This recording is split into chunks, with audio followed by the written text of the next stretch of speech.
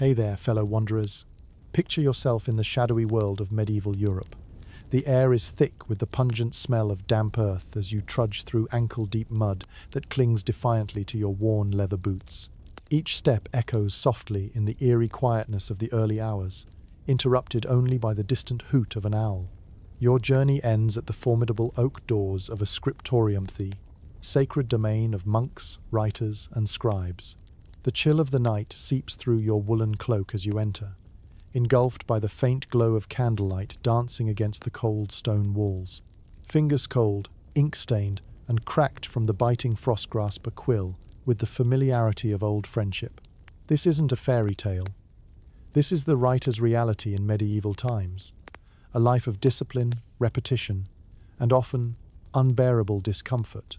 The hearth crackles weakly in the corner, its warmth barely licking the frost from your bones. Your toes twitch, desperate for relief. You probably won't survive, this at least, not without ink-stained hands and a soul worn thin from silence and solitude. But if this raw, unfiltered truth speaks to you, click like, hit subscribe, and leave a trace of yourself in the comments. What's your city, your time, your state of mind? Now, dim the lights. Let your fan hum like wind through castle corridors. Let's begin. And remember, in medieval times, even survival was a luxury. As you settle into your wooden bench, your fingers delicately trace the rugged grain of the tabletop, illuminated dimly by the wax candles scattered around. It's dark, densely so, as though the shadows themselves are turning the pages of many tomes bound in leather, their musty smell mingling with the acrid scent of burning tallow. The simple act of reading or writing involves straining your eyes against the meager flickers, a constant dance with the flame. Needless to say, writing is not just an art here, it's an ordeal. In this chilly scriptorium, you imagine peering at the shelves lined with vellum and papyrus. To be surrounded by so many written words is a privilege, yet also a reminder of the painstaking labor they represent. Your mind drifts to the thought of fine ink liquor for the thoughtful soul stored in small pots, poised to be dipped and drawn by the finely sharpened quill you hold so carefully. But don't let the romance of the ink fool you. The ink is a mixture of oak galls, iron salts, and other odoriferous substances, leaving your workspace not just a seat of knowledge, but an aromatic assault. Historians still argue whether these writers were monks by choice or compulsion, isolated by vows and the desire to transcribe theological texts in these hauntingly quiet, candle-lit abodes.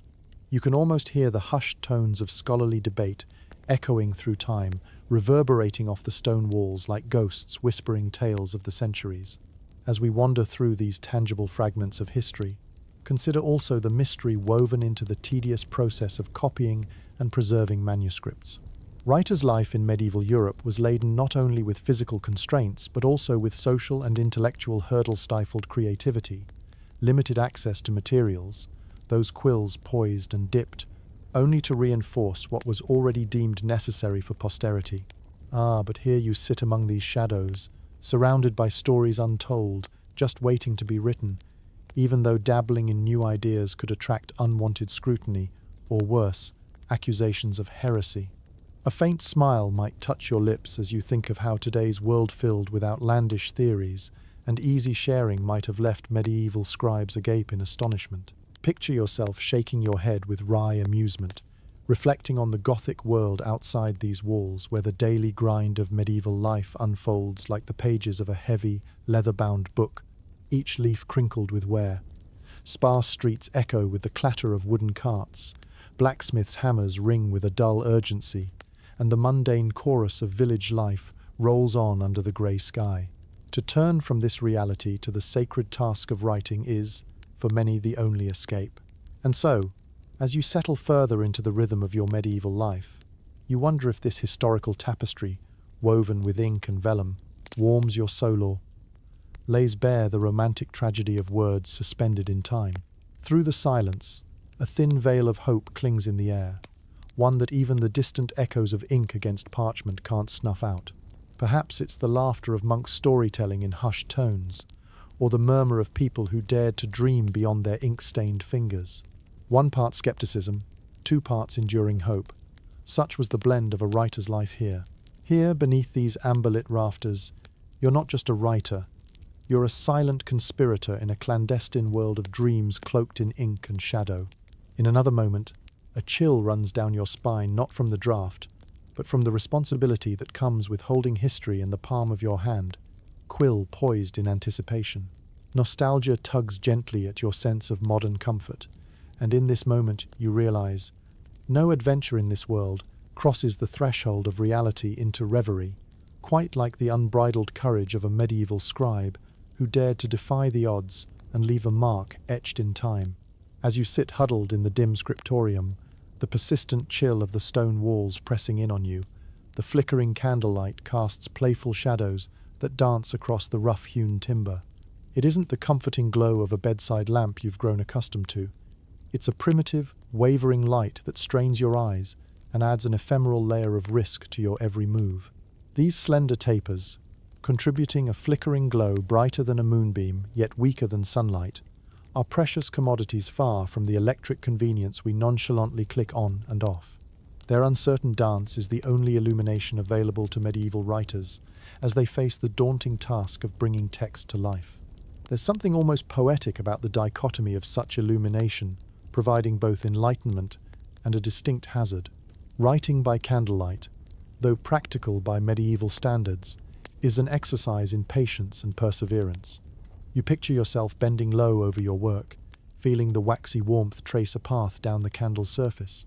And yet there's something sinister lurking there, to a breath held, waiting for the moment when a rogue gust of wind or an inattentive sway of the hands might turn this tongue of flame into an uncontainable beast. Fires in scriptoria could easily reduce priceless tomes to ashes, an ever-present fear that haunts the dimly lit chambers. I bet fire insurance wasn't high on the list of medieval concerns, mostly because it didn't exist. It's no wonder, then, that the role of a medieval writer is interwoven with a continuous dance to mitigate these perilous elements. You'll find yourself adapting, writing in intermissions of work and weary rest, perhaps stretching or standing to save your aching back from the poor posture demanded by these conditions. Yet, as the candles flicker and the shadows play, the silence is punctuated only by the rhythmic scratching of quill on Veluma symphony for those who trade in patience and precision. Historians still argue whether this perilous illumination enforced or stifled creativity. Was the ever-looming threat of fire a spark to burn brighter through restraint, or did it cloak the scriptorium in a veil of oppressive expectancy? It's an endless debate, perhaps as convoluted as determining whether the proverbial chicken or the egg came first. All we know for certain is that writers had to navigate an obstacle course few of us would dare undertake now. Yet there seems to be an air of defiant camaraderie among these writers, an unspoken understanding shared in the moments when hands stretch toward glowing candles as if to draw warmth from their meager flames. Their silent presence intertwines with the words carefully scribed, whisperings of ambition scripted upon well-worn parchment. In the solitude broken only by the soft crackling of wicks, these men and women weave together the fabric of unseen tales, an activity as rhythmic and vital as the pulse itself. As the night deepens into a velvety abyss, the air grows colder still, and the candle flames flicker more urgently, unable to fully repel the encroaching darkness. It's unpredictable work, this writing business, gauged around swathes of moonlight, patches of cloudless sky, and the scarcity of wax. An untimely extinguishing could mean a halt to productivity, and the subtle art of maintaining light becomes a requisite skill for survival. It's enough to drive you to the verge of insomnia, or at the very least, a hearty stock of matches if matches existed in the medieval writer's arsenal. You find humour hidden in such ironies, bit of medieval dark comedy, where necessity courts disaster, and the mundane task of illumination becomes an ongoing flirtation with fate. As writers navigate this fragile line between creation and devastation, it becomes quite clear that they must hone their craft not only on parchment, but also upon that most delicate tapestry of all, the thin thread of flame that risks snuffing out both light and inspiration in a world where illumination is a precious, unpredictable ally. In the quiet of the scriptorium, you imagine finishing a page, lungs filled with the lingering scent of burnt wax. Here, there's a tacit understanding that this silence is shared with those who've come before and those who will come after. each leaning over flickering flame to carve words into history's hushed voice. How absurd it is to picture these scribes, squinting and muttering under their breath while coaxing inspiration from the shadows. Yet within this dimly lit world, they persevere, their tenacity flickering like the candlelight they so depend on. In moments of doubt, laughter bubbles upwards inside a rare morsel to feast upon when faced with the latent absurdity of illuminating shadowed lives. And thus, as each flame dwindles away in the creeping chill, daring you to rekindle it, you recognize the resilience these medieval writers drew from their nightly battles against the elemental forces. By candlelight, their legacy still burns clearly through the haze of centuries, a beacon calling you to reflect upon the comforts of modern life and the luminous invention of our literary ancestors struggling through shadowed echoes. Inca, the very lifeblood of the medieval writer. Envision a world where this inky elixir is not easily procured from a well-stocked store. No, in the medieval scriptorium, the creation of ink is both an art and a burden, born of necessity and steeped in the unpredictability of its ingredients. Close your eyes and picture the complex concoctions that once brewed in specialist workshops or by the industrious scribe themselves. This isn't just a quick stop at the medieval stationery section. It's a laborious affair involving a cacophony of pungent scents that perfume the air with an almost living presence. Chief among these ingredients is the unassuming oak gallwort-like growths found on trees, akin to nature's folly turned writer's boon. These odd nodules conceal the essence needed to produce ink, an irony in itself that nature's blemishes provide the medium for humanity's stories. The process begins with gathering these gallnuts, their hard shells giving no clue to the inky potential sealed within. They are crushed to a powder fine enough to whisper through fingers, a dark dust feeding into the ancient alchemical mystery. Combine this powder with iron salts extracted from iron deposits, an ingredient, often as elusive as the gallnuts themselves, and voila, the groundwork is laid for ink. Yet this humble recipe isn't complete.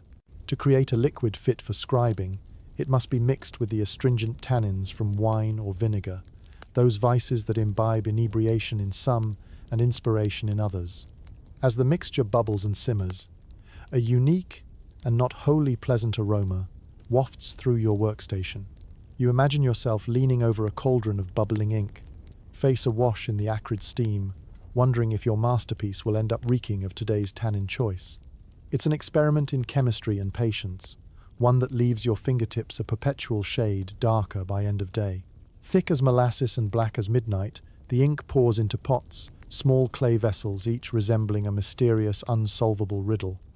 Which medieval artisan graced us with this design? Sway curious minds. But there's more than artistry at play. Each inkpot provides a tenuous stopgap between you and the chaos of spills, notorious for staining much more than just parchment. You're not merely an author at work, but a choreographer of ink, leading a delicate dance of quill across the page, trailing a wake of freshly written word. These carefully crafted concoctions have the charm of idiosyncrasy, and you can't help but chuckle at the anecdote of a writer adding wood, soot, or even the ink of a cuttlefish to preserve the peculiar hue of their script. Perhaps this personal flair explains why some medieval documents are a little more colourful than others. And yet, it's a precarious endeavour not only entrusting the fate of your writings to the moods of your quill, but also the consistency and quality of your ink. Historians still argue whether the variability in ink recipes led to the deterioration of many manuscripts, black ink fading to reddish-brown, or crumbling away to nothing by the harsh touch of time. In contrast to today's uniformity, medieval ink encapsulated both the beauty and the fragility of bespoke creation. The inevitable realities of medieval ink usage are not lost on you. Ink spills, though an ever-present companion, remain the silent enemy, potentially ruining precious vellum to a scribe's chagrin.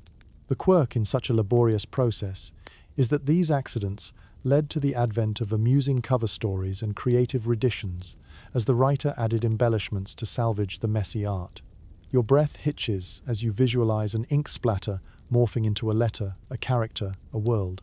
Here, amid the dimly lit scriptorium, where shadow puppets cast from tallow candles keep a silent vigil, you ponder the strange duality of ink. It is both the storyteller and the story. both permanence and ephemerality flowing naturally, yet strangely unpredictable. As a scribe, you tap into this mercurial medium, tolling forth narratives built to withstand the test of time, or at times succumb to it as well. Through the rhythmic sound of quills scratching against parchment, you perceive the resilience shared by those who mastered the stubborn, unpredictable medium. Within this narrow Gothic world, the ink merges densely with the hallowed gloom, capturing the spirit, the fears, and the dreams of the writer. Ink stains on finger and parchment recount the toil of each medieval writer. Today, there's amusement in picturing hands stained with their most trusted tool, confirming tales of successor literary revolt against fate. Prolific inkers of medieval Europe, thus bonded by the dark pigment that weaves man to manuscript, leave us with their silent whispers, inscribed indelibly on vellum that we still quest to decipher centuries later. Imagine yourself tracing the texture of a time-worn yet surprisingly resilient piece of parchment, a thin sheet of history that guards the whispers of medieval scribes.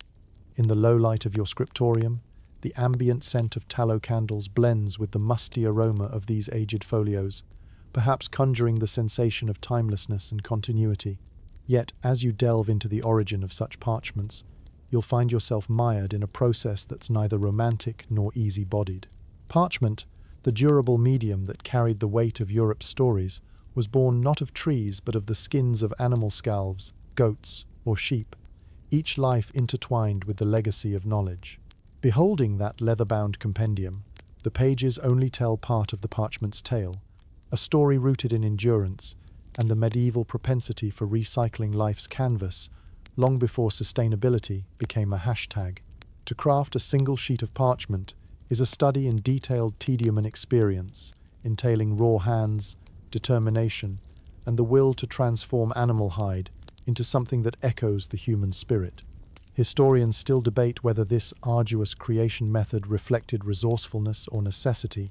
Each sheet crafted embodies centuries of technique combined with daily perseverance. First comes the messy affair of curing and soaking the skins in baths of lime, a process necessary for loosening hair and flesh.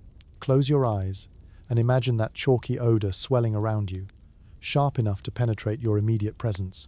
It's an olfactory battle you wage while reaching and stirring within these frothy, cavernous vats. It's a task requiring both strength and stomach, challenging even the most dedicated scrivener. After days submerged in alkaline pools, the transformation continues as skins are stretched upon wooden frames, pulled taut until every fiber protests. Taut strings cut into the hide's supple texture, as each parchment is refined to reveal its potential, translucent yet firm. The soft cadence of scraping knives against hide fills the era song of dexterity and diligence, each pass creating a smoother surface for future words. The intimacy of enacting life upon the ghostly canvas becomes palpable. You become captivated by the paradox that the once, literally, fleshy existence of the parchment serves to immortalize human thought. Yet, it is not a gentle transformation. The scent swells once more as each sheet soaks, stretched and drawn, exudes a haze both acrid and oddly comforting, an essential concoction crackling between rebirth and decay. Once the parchment graduates from frame to table, an abraded surface awaits inscription, a fresh canvas open to such secrets the world may contains. Scientific revelations, humble poetry, sacred scripture, the skin is unburdened of its past, rendered into miraculous blankness, ready to embolden tales that traverse the ages. There is a certain zen to it, the cathartic cycle of endings and beginnings at your fingertips, each piece tinged with a reverent greyness. Yet even in this orderly chaos lies uncertainty. These pages are crafted by artisans of ink and wind, adjusted and adapted, bathed in those elemental forces that mold our corporeal existence. Wondrously, it bears remarkable resemblance to a white canvas both, open-ended promise and pallid start, paradoxically intricate wax bookmarks licking its edges against absent candlelight. Hark! A simple yet formidable testament to the artistry that goes unnoticed, where over time it softens, perhaps yellowing with age, as ghosts whisper through vellum. In this cold, cavernous enclave, you recognize that the tales you conjure, the history preserved, owe their legacy to this ancient alliance of animal and artisan. The slow unveiling of truth, the scratchings that lead to enlightenment, all tied by a cord of soaked, treated, scraped, and stitched mementos that transform into the sounds of hushed pages turning, seemingly old yet forever revitalized. The task of creating parchment becomes a near mystical endeavor among both beauty and brutality, every sheet reflecting time's gifts, night's cloak. Reflect once more upon your treasured folio, its very essence, born from those tensile threads of skill that unite medieval trials into venerable triumph. And there, under shadows cast from dancing flames, you pause and place your hand gently upon the parchment. The cool touch arouses an acute sense of marveling gan earthly exchange. Though a laborious process, parallels unfold moments where memory becomes matter. Parchment hails as witness to our transient, frail existence, and yet remains, forever speaking silently as an impervious keeper of human evolution. In the quiet enclave of the scriptorium, your hands become friends with the tools of the writing trade, implements as capricious as the medieval world around you. You glance around at the sparse collection, the now familiar quill, those little pots of homemade ink sitting at various stages of depletion, and the finely prepared parchment laid expectantly before you. Each piece serves as a reminder of the painstaking precision that defines your vocation. You grasp a quill, perhaps envisioning it as the simplest of tools, a feather stripped down to its core purpose. But as you sit cradling this delicate instrument, reality soon nudges playfully. The simplicity is deceptive. These are finely crafted implements, demanding both respect and skill, for the transformation from wild feather to quill is an intricate art unto itself. It's a routine as familiar as breaking bread, stripping the feather of its softer barbs and hardening the shaft with heat, taming it to an effective shape before the final labor of carving. Each cut of the knife on the shaft is careful and deliberate. The slit must be precise to guide the ink flow smoothly onto your manuscript. Sharp eyes are needed. Be adventurous, but not too much. Here, each trembling breath, each sliver of misjudgment could spell a less graceful glide over parchment.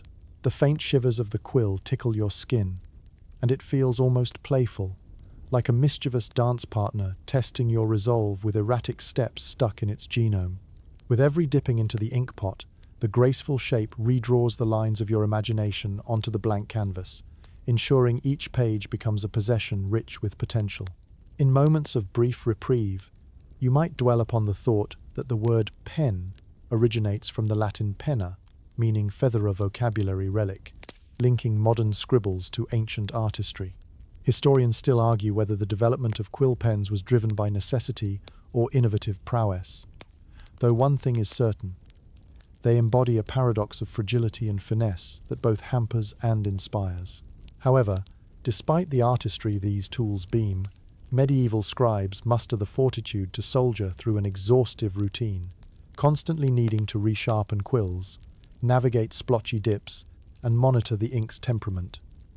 Your quill softly scratches, each stroke a gentle reminder of, dare I say, the compulsion to keep your tips dagger-sharp even when it isn't your elbow's friend.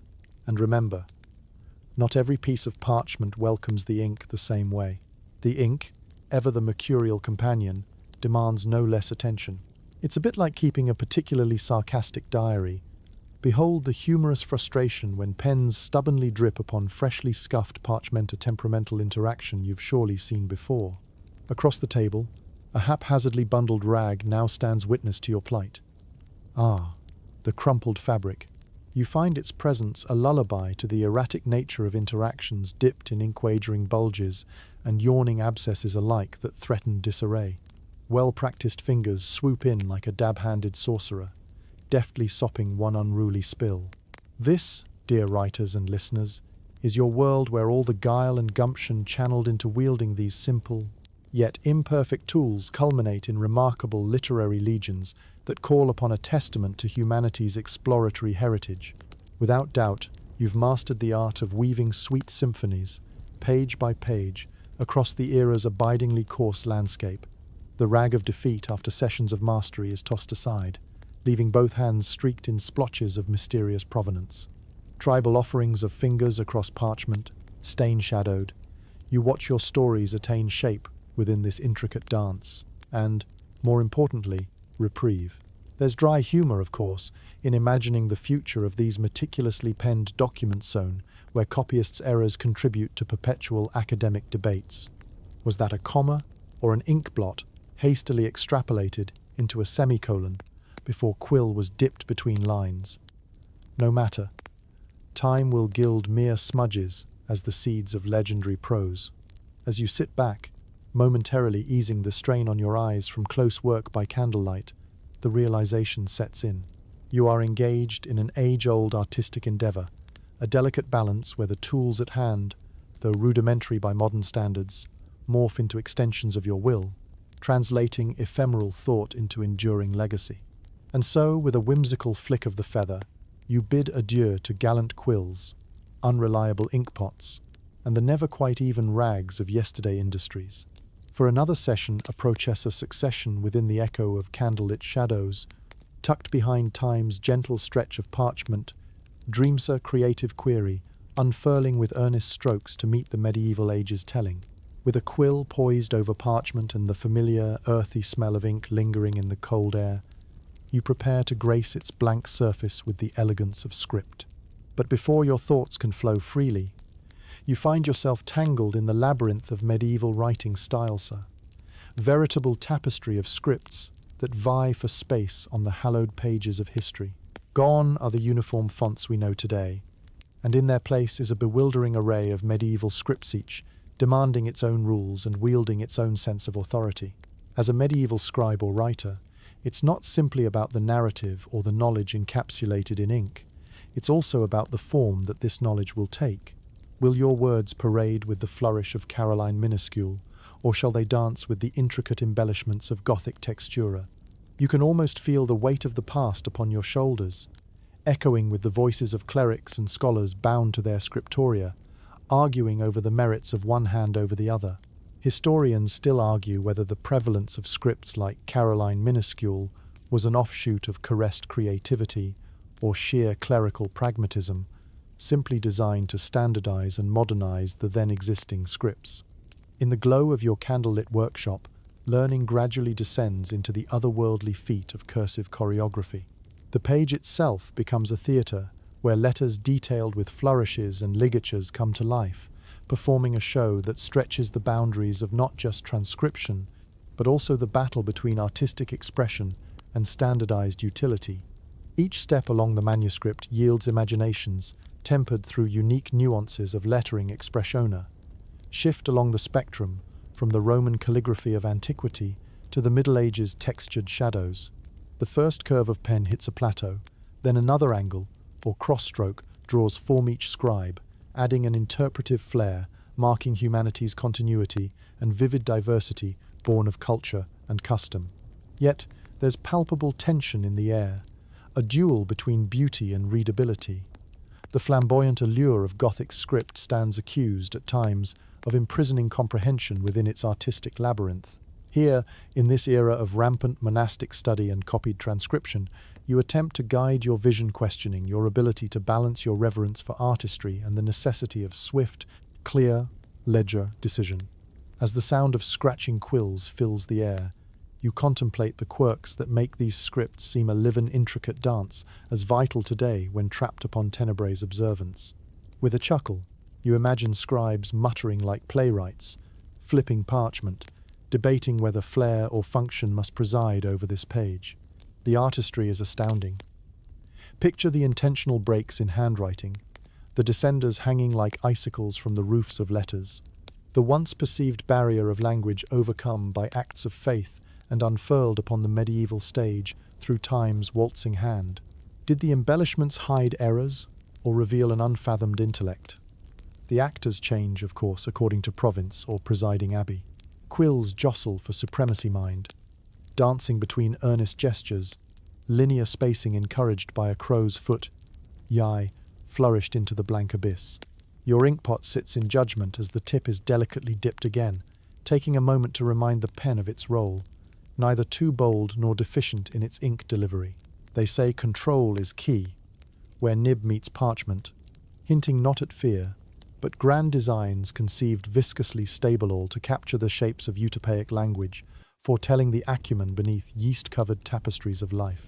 Within the meta-narrative, you navigate the sea of characteristics, finding familiarity and identity crafted with skill and dedication, creating an internal balance to its reader in prince and peasant. Essentially, the era forms communion within lined parchment and cherished ink hidden safely from external, mundane worries, inhabiting the sounding U-barred cell, wick-thinned draft. For now, you dwell briefly upon the future, light-heartedly pondering the days when uniform fonts will come unthinking at a keystroke's command, the complexity of cognitive differences once suffered by scribes engaging history's discourse. Your parchment, dense and tactile, speaks volumes now through the miasma of flames clipped precisely by candle wax shine, hovered on rosy dusk for but one exuberant lifetime. And still, the dance continues, through the ages words woven and enacted against mists of time, amid cloistral whispers reverberating like subtle refrains echoing across the centuries. An array of scripts in which human caprice cavorts. This conversation between past and present vibrates with the potency of language born anew, as darkened shadows flit wistfully against the lattice of ancient endeavours, much like yours, to outlast the clutches of antiquity. The path of a medieval writer was rarely one grounded in the comforts of a settled life. Instead, it often demanded the nomadic existence of a wandering soul, seeking patronage and sustenance from the benevolence of powerful lords or the coffers of monasteries. Imagine yourself, a writer burdened not just with the weight of ink and parchment, but also by the necessity to travel from one realm to another, forever in search of sustenance for both mind and body. The gentle rolling hills of medieval Europe transform into your ever-changing view as you move from place to place. The gravel paths crunch beneath your feet, while the gentle breeze tousles your hair and the scent of fresh dew mingles with that earthy smell of the roadside flora. Each village or abbia, glimmering beacon promising shelter, warmth, and perhaps a modicum of stability, offers a momentary reprieve from the arduous journey. This constant quest for patronage is a timeless dance with fate, dictated by the whims and fortunes of those in power. Letters of introduction from monastery to lord and back again serve as not only your passport, but your sole lifeline. They grant you entry into courts, abbeys, and manors, where a friendly smile and a persuasive tongue might render a few coins, a warm meal, or, if fortune favours, a commission to write. Historians still argue whether these travelling writers advanced literary culture more than their stationary counterparts, or merely adapted out of necessity. Yet amidst these travels are not only rewarding alliances, but also unforeseen dangers lurking at the very next crest. Bandits lie in wait on these less-travelled paths, eager for attack, while townsfolk weary from endless labour eye strangers with suspicion, fearful of diseases or other misfortunes they might bring. So, as you walk, clutching a satchel that conceals your precious parchment and ink, your senses remain sharp and your footsteps deliberate, always one eye turned toward the horizon. Anxiety might peak as you recall that precarious tale of how a great manuscript was once lost to the clutches of highway robbers, or how another manuscript's margins were scribbled with musings from those same lands the scribe, lamenting the powdered cost of stations, even among Cistercians. After all, it takes only a fateful slip or a treacherous turn to change the course of your fledgling literary life. In these moments, breathy chuckles and witty banter become your allies, perhaps sharing tales of imposing monasteries that exude sanctum, yet remain just as mysterious to you as the winding terrain. You remind yourself that even the Perseids have overseen such scribes as Francis, Bedelli Klenos crossroad camaraderie, embroidered among both stranger and learned alike. Continuing forward, the sun's slanting rays illuminate the winding pilgrimage path, where relic fetchers and modest pilgrims trod beside you, their journeys as spiritual as yours are scholarly. The collected orders will storytell inadequately, as collective breathworms nestled fabled nest until, shouted, revile softens into mist understanding. Perhaps, too, you allow a moment's indulgence in the poetic world surrounding you. A splendid dawn seeping across fields of wildflowers, church bells echoing through the mist, a flickering of life dancing on the breeze. The language of these landscapes becomes an inspiration etched into memory destined for parchment, even if today's destination fades into yesterday's dream when the dawn resumes. You reach your temporary Havana monastery's gate, creaking open to a cloistered courtyard resonant with quiet devotion. The warmth of the hearth and the simple gruel offered is a blessing unrivaled against the cool twilight approaching. Manuscript lore exchanged across wooden tables, quills scribbling quietly alongside starry stealth, dominate the reverent stillness, dressed kindly by candlelight. Every new encounter beckons connections you foster in lieu of stability, ebbing into goodwill from veiled with prayerful doubt. Indeed, your relationships become your greatest currency, a veritable tapestry woven tighter, with each visit, each manuscript completed. Here, where time acts as an eternal scribe, you craft tales endeavoring to perfect their complexities with each inked stroke over vellum's textured grain. The life of a wandering medieval writer, therefore, is a paradox, grounding in its unpredictability and transcendent in its constraints. You tread these ancient footpaths once again, acknowledging the delicate balance of weight subsumed patiently waiting for Parchment's call. The restless quill crosses a single line, not the final endocycle once more, intersecting this here with future's gentle shade. While modern social networks are vast, there's a whispered truth spoken only by the oldest libraries. These ancient paths tread yet open, like the blackest ink's flowing arc. Such is the existence of the medieval journeyman transient, fulfilled by stories shared, held in kind among weather-beaten trunks, and whispered over crackling firesan indelible impression on the vast parchment of history. As you continue your journey through the shifting landscapes of medieval Europe, your mind dances to the rhythm of countless tongues, each twirling in a linguistic waltz across the continent. This was a time when language wasn't just a tool for communication, but a complex weave of identity, power, and affiliation that presented its own challenges and opportunities for medieval writers like you. Latin, the venerable dame of languages, still holds sway over the literate elite, serving as the stalwart bedrock of learning, religion, and written word.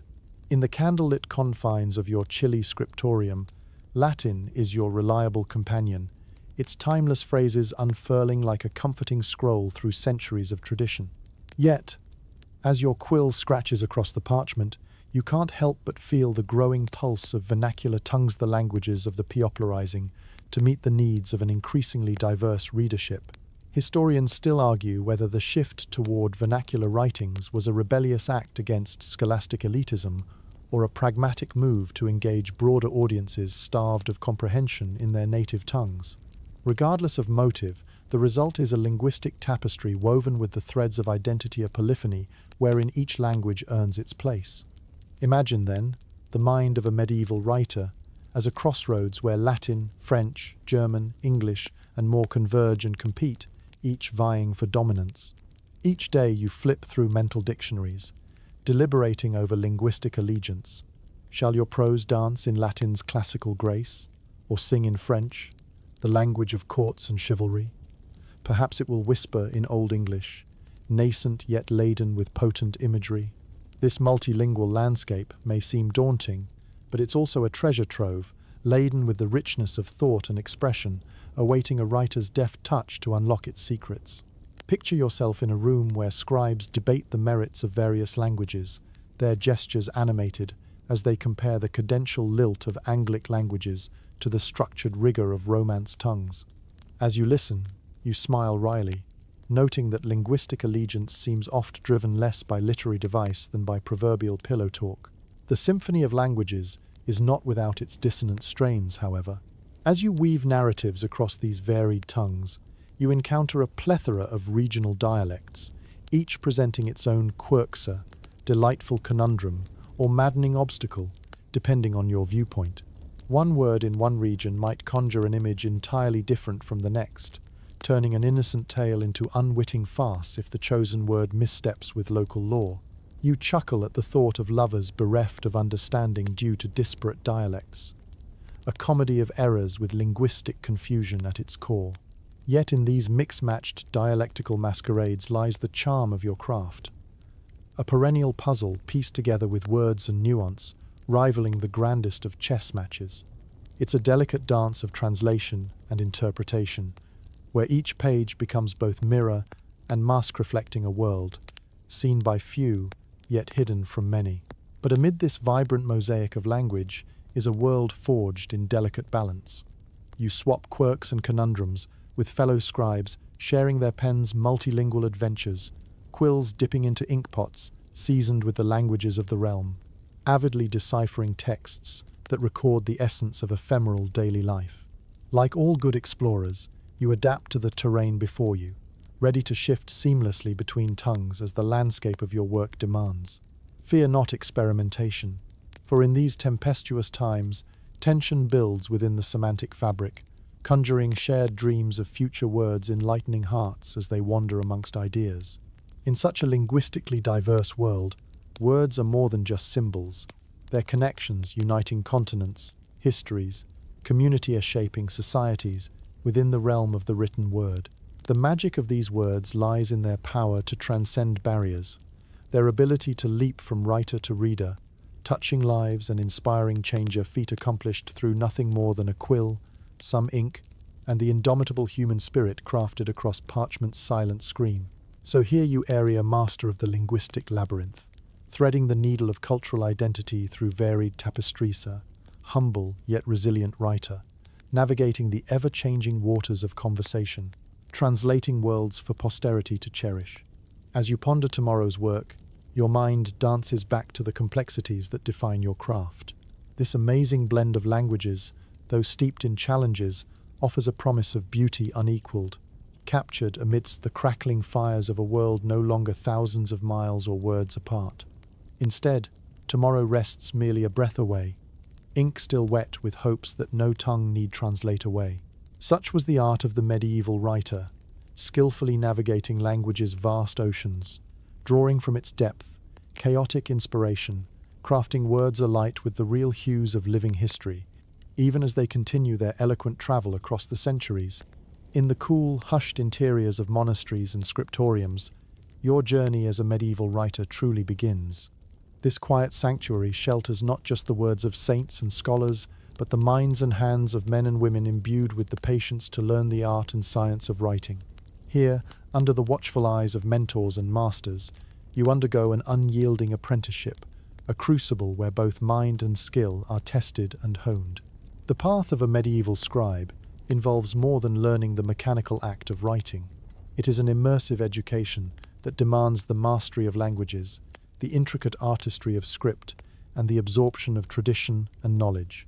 Historians still argue whether the rigorous nature of this training was driven by religious devotion, pragmatic necessity, or the intellectual ferment of the medieval world itself. Regardless, your apprenticeship is not a mere formality. It is an odyssey to forge a delicate connection between the ephemeral and the eternal. Each day begins before dawn in the scriptorium, its stone walls still holding the night's chill. You steady your hands, not just against the cold, but with the anticipation of another long day before the assertive glint of morning light washes through the open shutters.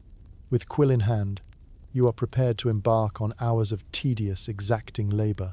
In a small way, as the light spills over the scratch of quills and the shifting of parchment, you discreetly follow the endurance test meted out by your instructors. They relentlessly supervise every stroke and word, a process demanding unwavering concentration and resolve. Their eyes, discerning and sharp, remain ever aware of even the slightest imprecision, wisely correcting a hesitant quill before an error becomes a vast fissure in your budding skills. Throughout your training, you absorb codicology, the formidable science of books, and the detailed knowledge of ink and brush, learning to create beautifully rendered initials and elaborate illuminations. Each swirl of color or gilded stroke you apply is a testament to the inherent artistry within manuscripts, transforming bare text into pages of visual poetry. Remember, even amidst seeming simplicity, each bead of a quillwork glistens like droplets of dew upon morning's grass. Your journey alongside fellow students reveals not just the mechanics of writing, but instills a silent but transformative endurance. Together you strive to perfect this demanding craft, sometimes with exclamations of frustration or delighted triumph when a page emerges unscathed. As you hone your skills beneath the watchful eyes of stern mentors, each mistake becomes your teachera misformed letter, an unsightly splotch, a reminder to maintain control.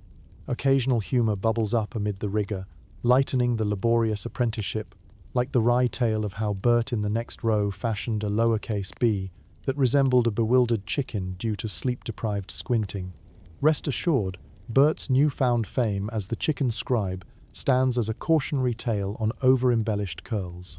Yet the bond between students warms the sepulchral chambers of the scriptorium, rendering its sterner trials more bearable.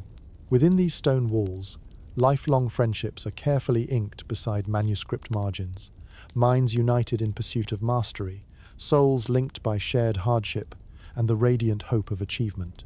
Through severe winters and feverish summers, you continue to abet and challenge each other, accentuate imperfections, and nudge excellence into being. Because beyond mere skill, the true gift of this rigorous education is the creation of a thorough understanding of agency where expressive lethargy often sways with seasonal tides. And so, as seasons slip past upon feet lighter than a dream, you begin to recognize a deeper legacy unfurling not just within the works completed, but within you yourself. You glide across the parchment with an effortless grace that once seemed unreachable, your script tight and precise as it unwinds across the page like poetry, set to music or melody, rendered visible for all time. As your master looks over your shoulder, nodding in approval at the crisp perfection of your lines, you feel a strong sense of fulfillment. The journey of hand and heart, disciplined through fire and ink, is nearly complete. You find within you not just the ability to write with artistry and precision, but a profound connection to the centuries of knowledge entrusted to your career continuum, where past and future collide as your quill traverses its carefully chosen line. Behind each dip of your quill in the inkpot, every scratch against the parchment, lies a dedication to the scribe's steadfast resolve.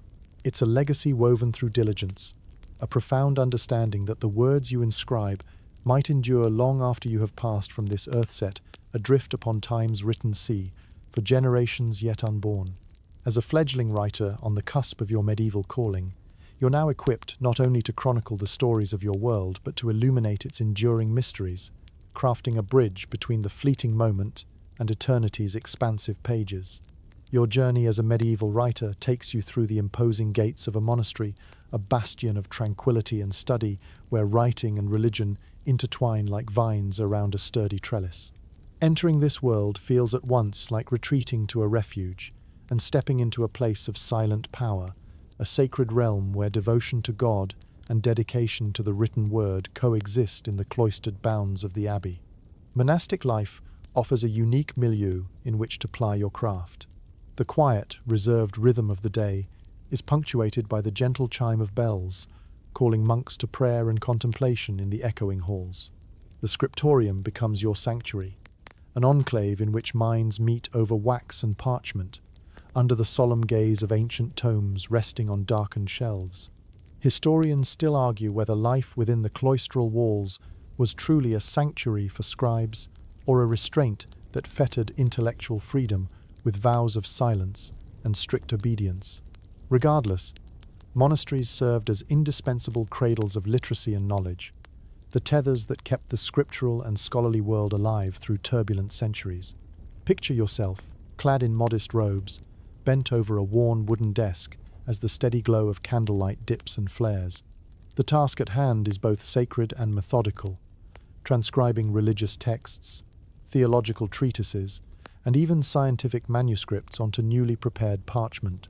The work, though repetitive, is calmed by the familiar scratch of quills upon soft vellum, an oral backdrop to your monastic accomplishment. The world outside is war-torn and chaotic, but within the monastery, the focus remains serene, a haven, where the quill's flow is unbroken by time or tumult. Days here pass in predictable cadence, your mornings commencing with prayers and modest meals shared alongside fellow scribes. Whispered murmurs of greeting infuse the dining hall with a warmth that permeates the soul, lending a sense of community to the sacred stillness enveloping monastic life. This monastery, with its stone walls and carved archways, is where you'd find yourself among kindred spirits, united by ideals of reverence and knowledge. An air of gentle fervour animates each scribe as their hands glide confidently upon vellum, their dedication seeping into every pen stroke. In the protective harmony of the cloister, the personal fades away, the collective blossoming with every flourishing letter or scriptural verse. Yet even here, the monastery remains a microcosm of its larger world, with its own struggles and power dynamics simmering beneath the veneer of serene sanctity. Tensions might sprout between those with differing views on the roles of scribe and scholar, whether they should labor to preserve divine wisdom or embrace the intellectual inquiry that probes deeper questions. It's a delicate negotiation, a constant balancing act over a delicate harmony. Despite the sacrosanct atmosphere, there is room for occasional jesting, allowed to blossom like wildflowers amid tightly cultivated order. Jokes pass unobtrusively among scribes, whispered exchanges about misdirected quills or misspelled passages, amusing tales of how Brother Thomas accidentally included a cat's paw on the margins of his last manuscript, mistaken for decorative flourish. Here, laughter becomes a fleeting reminder of the person within the processor morsel of levity that nourishes morale. As dusk descends upon the monastery, the world settles into a chorus of cricket song and candle-hushed musings, the divine counterpart to the work forged in daylight, a testament to resilience crafted within yoke-bound promises. In these quiet moments, you reflect upon the day's scholarly yield, eyeing the fruits of labor ripening upon shelves adorned in shadows, manuscripts of beauty and substance preserved by duty's grace. Monastic life is enriched by this solemn dedication, an eternal entwinement between craft and prayer, unifying your scribe's heart with the pulse of the divine. Under darkened rafters and cobbled cloisters, your devotion lends depth to the tapestry that binds words, lives, and histories to the sacred academe, encircled by soft-bordered realms of contemplation. As the night silence deepens, the scriptorium doors close upon another day, and you find yourself enveloped by a profound sense of connection known that bridges temporal and spiritual narratives, a lineage bequeathed from one generation of scribes to the next. Through the enduring blend of ink and faith, you become part of an unbroken symphony across centuries, a harmonious measure in the quest for enlightenment beyond time's relentless passage. In the grand panorama of medieval society, the role of the scribe is a peculiar one, teetering on the brink of necessity and ignorance, hovering just above the level of peasants, yet set apart by literacy and an intimate connection with the written word. As a writer in this time, navigating social class becomes part art, part survival, and part continuous negotiation of one's place within the rigid strata of medieval Europe. Imagine yourself immersed in the day-to-day realities of this vibrant, yet often unforgiving era. With hands calloused from countless hours spent hunched over parchment in the chill of a stone-walled scriptorium, it becomes apparent that your work, though invaluable to the transmission of knowledge, doesn't quite accord the esteem or riches you might expect. There is both a noble and servile quality to your vocation, respected intellectually, yet offering only modest material reward.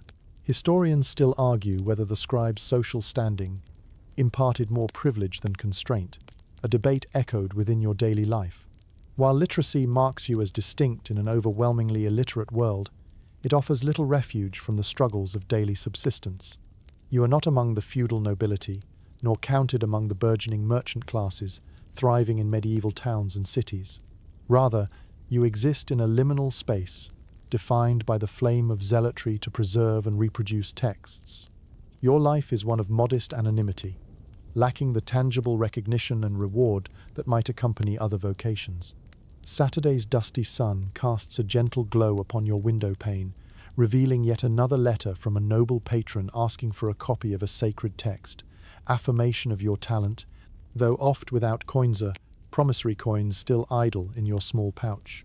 It's a common thread that ties you to the writers of your era, fighting for recognition that seems unswayingly tethered to the ink-stained marks left on parchment. While you may not dine at the tables of royalty, the scribe's work provides insights and access to the higher echelons of power, if only from a removed perspective.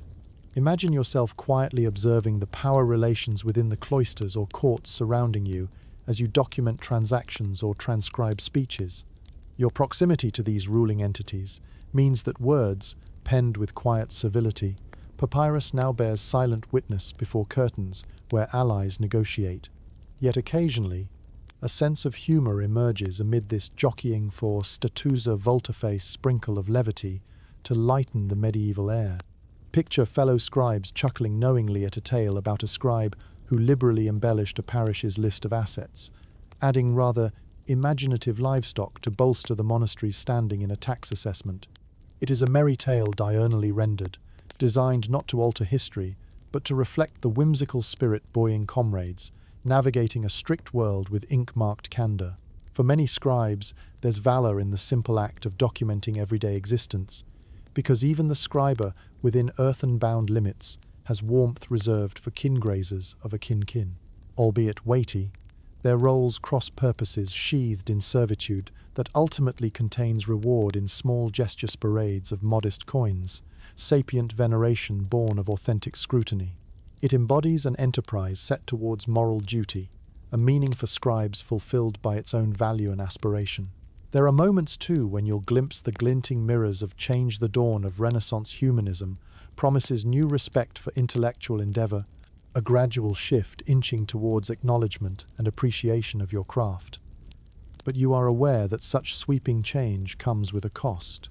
There will be challenges as well as opportunities, a walk straddled perilously upon the cusp of shifting paradigms, fraying rope bridges that the medieval world balances upon precariously. In the meantime, you ply your trade with quiet dignity, aware that the invisibility of your role confers a hidden strength of its own. While the world may often overlook your contribution, the lasting ripple of every word inscribed is a quiet quantifier of influence. As a scribe, you become the repository of stories untold and unwritten, a custodian of unseen history, whispered within folio's gathering of leaves, turned brightened in episcopic glow. But for now, contemplate the path taken by medieval scribes, turning over the story's pages in patient attempt to claim that legacy wrapped in the workings of a scribe, quietly unfolding stories of accomplishment, tinged with uncloaked celebration, lost upon history's industrious breath. In their hands, the weighty quill rests lightly, as new words are indelibly carved into time, dripping with ink's mysterious essence. You reflect upon poetry's memoranda, illuminating shadows sealed with honour, tethered across the arcane page, one story released to future generations. In the hallowed halls of the monastery where you work, a delicate dance begins between faith and pen. As you transcribe religious texts and theological discussions, the quest for clarity and devotion guides your quill across the page, a study in devotion made tangible. This labour involves more than a casual commitment. It is a profound enterprise, laden with spiritual significance and responsibility, as you become an essential vessel for preserving the sacred and philosophical wisdom of the age. Your task as a scribe is both a blessing and a burden, shaped by the earnest desire to serve both divine purpose and human understanding. The formidable challenge lies not just in copying Holy Writ accurately, but recognizing the bearers of knowledge and contemplating the broader religious responsibilities shouldered by those with ink-stained fingers. The work transcends pure reproduction. It lives within the harmonious concord of committing thought to parchment while pondering its deeper meanings. Within the cloistered sanctuaries of devout dedication, scrolls and codices stretch across mellow sunlit tables.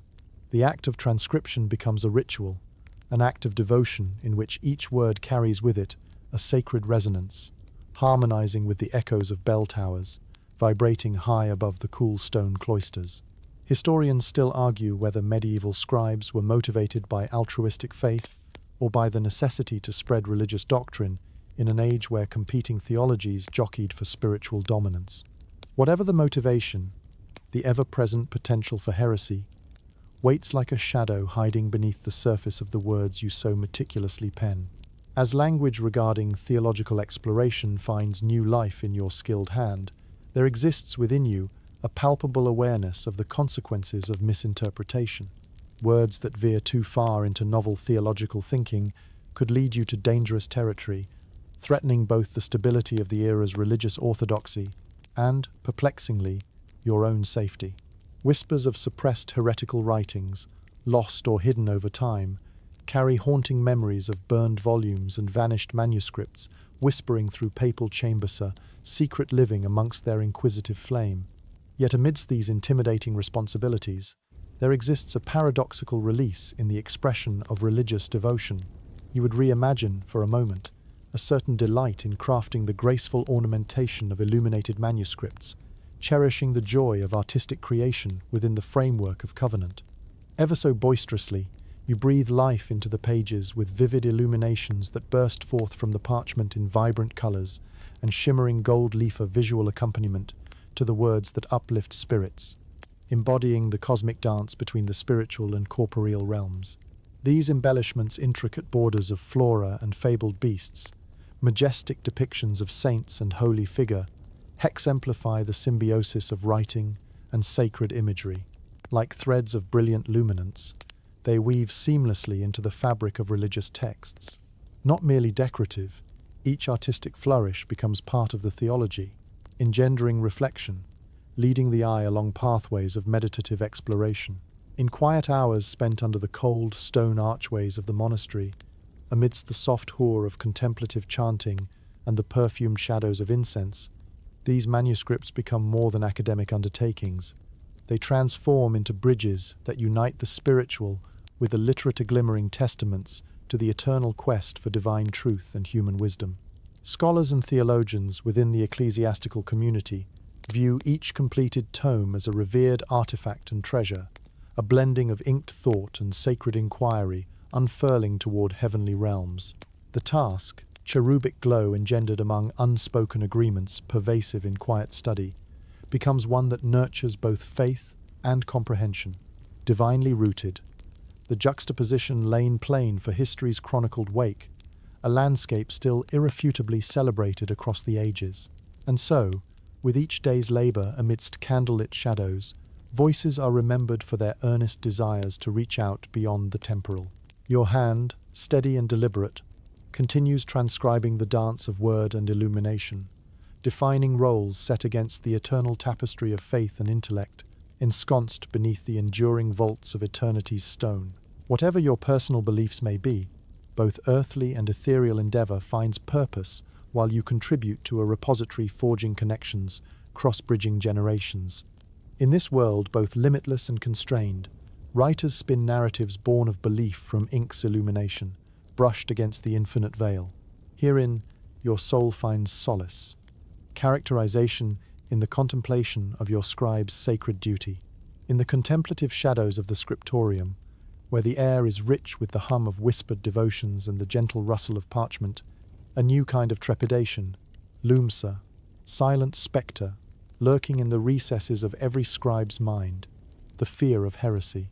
As you pen the sacred writings and delve into theological musings, you tread a path as narrow and fraught as any hillside pilgrimage, mindful of every word that flows from quill to page, lest it diverge from orthodoxy and venture into perilous territory. The Church, the great arbiter of spiritual wisdom throughout medieval Europe, wields its authority with both guidance and vigilance. Any deviation from accepted doctrine can be perceived as a threat to the fabric of religious order. Historians still argue whether this stringent oversight stifled intellectual inquiry or whether it preserved the sanctity of theological discourse in an uncertain world. Either way, with each manuscript you craft, you find yourself walking the invisible line between enlightenment and transgression. In the dim light of the scriptorium, you become acutely aware of the profound responsibility resting upon your shoulders. Every passage copied, every intricate detail siphoned from ink to parchment, matters. Even the slightest extrapolation, perhaps a creative flourish or a speculative thought, can arouse suspicion if it leads beyond the bounds of ecclesiastical acceptance. It's a dance of caution, each step carefully choreographed within the confines of dogma. The Inquisition adds another layer of scrutiny, as it extends its reach across the lands, tasked with safeguarding against heretical ideas that threaten to disrupt the Church's authority. This pervasive watchfulness darkens the corners of scriptoria, mirroring the metaphorical shadows lurking within the chancel. You understand that an errant quip, misinterpreted manuscript, or unauthorized interpretation could result in dire consequences for you and your Brethrina, sobering reality, dampening even the brightest of intellectual spirits. And yet, the spectre of heresy doesn't entirely extinguish the drive toward exploration. Amid the scriptorium's silence, you adopt a tender curiosity, a quiet fire of inquiry that flickers despite oppressive oversight.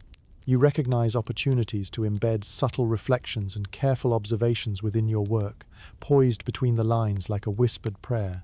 It's an art form mingling elusive skill with daring ingenuity, striving for spiritual and intellectual wisdom amid a world both uplifting and forbidding. Kindred souls share glances of camaraderie from across the room, small expressions of kinship transpiring through this constrained environment. Like ink-stained monks lamenting yesterday's quibble about translating logos, a word beautiful in its multifaceted ambiguity, there is an unspoken understanding among your fellow scribes. To persist in diffusing parochial restrictions, yet careful not to be ensnared in its dangerous embrace. In this cautious dance, humor finds its placey balm for fraying nerves and wary souls. Clever jests circulate among scribes, perhaps stories of an unwitting monk who, in a twist of fate, became ensnared in forbidden complexities over a theological footnote or the tale of a manuscript misplaced, only to resurface with a few unexpected additions. Such tall tales provide brief relief, a reminder that wit can flourish even when words themselves are scrutinized with relentless vigilance. As twilight descends, coloring the world with its gentle embrace, you stop to reflect upon the wider implications of your work. In the strict confines of the monastery, reality and metaphor appear boundless, operating within confines woven of history and destiny, pressed irreversibly through parchment veins. Your own unique perspective, cavernously layered between white folds yet reeling within volumes colored with curiosities worth unfolding, enriches your soul within a universe writhing beyond perception connected, indulgent, gint. With each line inscribed, with each detail illuminated, there comes a greater purpose beyond the immediate task. You become an integral component of a vast tableau, a lineage of scribes who preserve their convictions with each stroke of the pen, intertwining their lives with the stories they captured a legacy, playing out in silhouettes against an ever-expanding backdrop. As darkness enshrouds the monastery and the sound of contemplative chants rises to mingle with the stars, the scriptorium door gently closes on another day. You steal a last glance at your parchment, resting comfortably alongside the chants of redemption, a philosophy never entirely scribed in the clockwork regimens of bygone nights. But intrigue once woven still propagates history's narration, traced through permanent threads of human experience, burnished by the flame of faith beneath the ever-watchful eyes of eternity. In the labyrinthine world of medieval writing, the pursuit of artistic and intellectual achievement was often a masculine domain. Yet amidst the monkish robes and patrician halls, there were women who dared to pick up the quill, carving their own paths with words, breaking through the formidable walls of societal convention that barred their way. Imagine the formidable challenge faced by women in this era, where their roles were rigidly prescribed, and opportunities for education were as elusive as morning mist. Despite these barriers, a quiet revolution simmered beneath the surface, a movement driven by women who found sanctuaries in the cloisters or the rare enlightened courts, where their voices could be expressed, if not always fully heard. In the quiet confines of a convent, you find women scribes diligently at work, their practiced hands moving with grace and purpose across the parchment. Monastic life, cloistered from the world's intrusions, offers a refuge of sorts, a sacred space where women could engage in scholarly pursuits, transcribing religious texts, and even creating original works that articulated their thoughts and visions.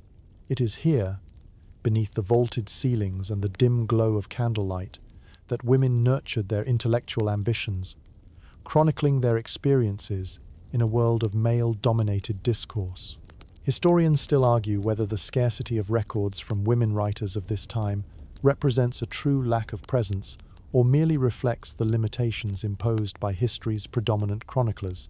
However, evidence suggests that many women contributed significantly to the tapestry of medieval literature, their achievements all the more remarkable for overcoming the constraints of their societal roles.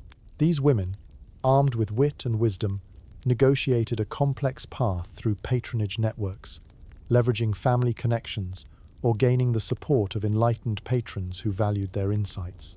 The support of abbesses or female nobility could provide critical leverage, offering protection and resources that allowed literary talents to flourish. Despite these gains, it was no easy feat to gain recognition in a world that oft viewed women's voices with skepticism or outright disapproval. You might imagine, with wry amusement, the mischievous tale of how a female scribe's manuscript, penned under the pseudonym of a prominent male scholar, was lauded as a masterwork. A case of mistaken identity, perhaps, that inadvertently revealed society's biases, while offering a fleeting victory to the clever scribe behind the ruse. In some cases, women embraced the subtleties of language to convey their perspectives, crafting allegorical tales, or weaving their thoughts into the marginsan, artful dance of subversion that allowed their voices to slip through the webs of censorship. Picture a nun whispering her musings into the parchment's breath, her pen strokes hinting at soulful reflections hidden within the beauty of illuminated letters. As they carved out a place in this literary landscape, these women faced not just external barriers, but internal struggles as well. Caught between their aspirations and the expectations imposed upon them, they navigated the tension with resilience and creativity. In so doing, they initiated dialogues that resonate even today, their documented experiences serving as a testament to their strength and originality in a time that offered scant acknowledgement of their endeavors.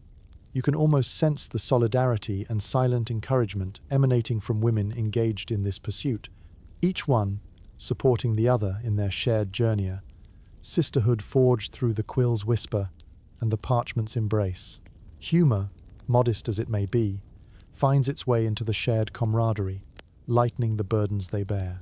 Perhaps a gentle jest would ripple through their conversations, a spicy tale about a spirited abbess whose knack for commentary could outpace that of any learned friar. Through their contributions, women writers began to expand the boundaries of knowledge and understanding, infusing their perspectives within the medieval tapestry's evolving patterns.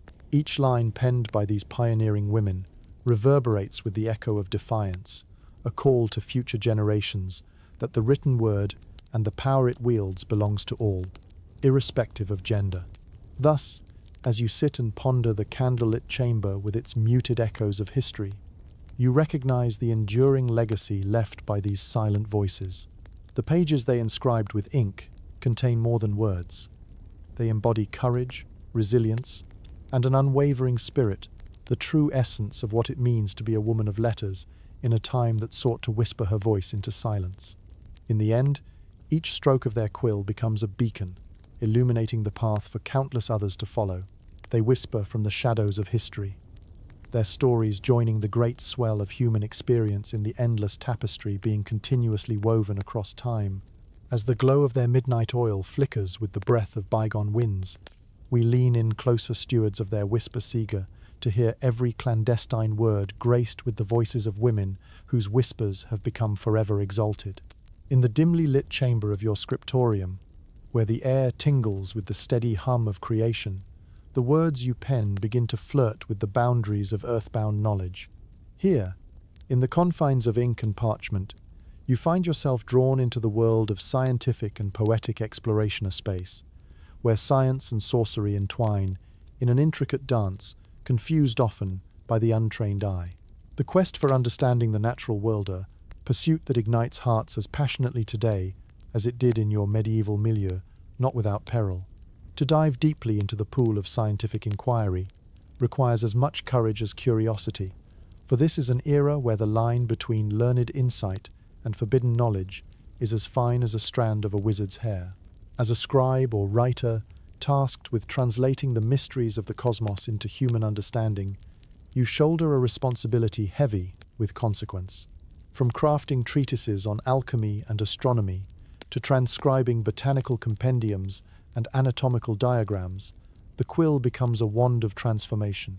The very essence of ink is alchemical, each stroke revealing a universe where remedies and recipes intertwine with incantations and beliefs. Yet, in this medieval age, curiosity is tempered by caution, a necessity born of potential peril. Historians still debate the degree to which this blend of science and pseudoscience influenced the clerical establishment's view on knowledge. What's certain is that intellectual pursuit and spiritual perception wove closely together, both cradled in the religious heart of the medieval order that steers fervent exploration of the unknown. Imagine yourself in the shoes of those brave souls who dared to tread the fine line of study and sorcery, their writings viewed with suspicion or exhilaration, sometimes both. Within the carefully locked volumes that clink like chains, secret formulas and whispered hopes have leapt off the page only to elicit fears of dabbling in unearthly realms. Peering at the seemingly esoteric symbols thronging pages steeped in mystery and enigma, a smile tugs at your lips. Beneath the cloak of alchemical jargon lies the story of a monastic scribe who, perhaps inspired by a playful muse, transformed a plodding discussion of boiled eggs into an alchemical substitution, water into wine, or indeed egg into dragon's breath. Such jesting may entertain, but the stakes are high, where genuine fear of repercussions lingers over the earnest explorer's quest for answers. At times, the language of academic discourses, saturated as it was with allegory, adds further layers of intricacy, a dance of both opportunity and constraint, even as knowledge blossoms from each line. Amidst this delicate balance, a culture flourishes which reveres the mysterious, alongside its pursuit of practical application. Manuscripts brim with technological treatises on timekeeping and fervent explorations of celestial bodies, indelible testaments to the mind's wrestling with God's cosmos, while dancing around the doctrinal edge of divination. Aged philosophers might exchange knowing glances across the scriptorium's stone expanse as newfound connectivity emerges, writers engaging in realms beyond text, building networks that weave throughout history without fraying into unchecked heresy. Just as today's scientific communities stand on each other's shoulders to kindle the flame of progenitive knowledge, these medieval seekers humbly tread that path first. Yet, you recognize the shadow's still hoverser, spectral whisper, warning those who dare challenge nature's design that ropes of old continue to hold fast against the anchors of time's legacy. The harmony of scientific thought and spiritual belief requires both daring courage and considerate understanding, igniting light within the weaving narratives of curiosity in those sought-protected halls of Scripture. Amid modernity's shadows lie kindred spirits who once defied prejudicial mores, their stories found within slow-sealed volumes, cocooned in talked wreaths of book paper transcendence. Through every calibrated scribble on vellum, aged like parchment past, your craft beckons forthcoming kinship where daughters of ink and thought now re-examine articles formed between matter and mythic comprehension. Together with kindred quests ventured by past thinkers, your legacy connects the deeply intertwined for nova ascendancy of clarified starlight. The candles flicker, emboldened by spirited inquiry, winding amongst the clarestry of darkness hovering soundless overhead. A dance with words. Poised upon the edge of illumination, deftly steps beyond mere caution invitations for wisdom, bread and cheese of endless contemplation, humming measure through clouds veiled with revelatory pulse. And so, you hold fast against the night, guided by the effervescent dreams harbored by inspirators of an era when science and sorcery blurred vaulting consonants, transcribing meaning within shades of curiosity, in step with humanity's eternal song. Under the moon's watchful glow, you sigh contentment to the heavenward storm of ideas penned in gentle quiver, ushering another moment into life's encyclopedic embrace. In the candlelit shadows of your script-filled labor, a quieter, more introspective struggle unfurls laced within the curls of quills and the ink-stained lines curling upon parchment. The heart of this struggle dwells within the yearning for originality, in a world steadfastly grounded in replication and preservation. You stand on a precipice, gazing into the chasm of creative duplication that defines this medieval age. Imagine yourself, poised to exercise the art of transcription, where fidelity to the source is paramount and deviation, whether intentional or accidental, could alter the trajectory of a text's journey through time. The life of a writer in medieval Europe isn't only about crafting new narratives, but also about the meticulous duplication of existing works, a noble endeavor that both blesses and burdens with the paradox of creation. The allure of originality is as potent as it is elusive, a siren call singing through the confines of tradition. At the core is the expectation to honor one's predecessors, to erect monuments to their wisdom from your ever-diligent quill.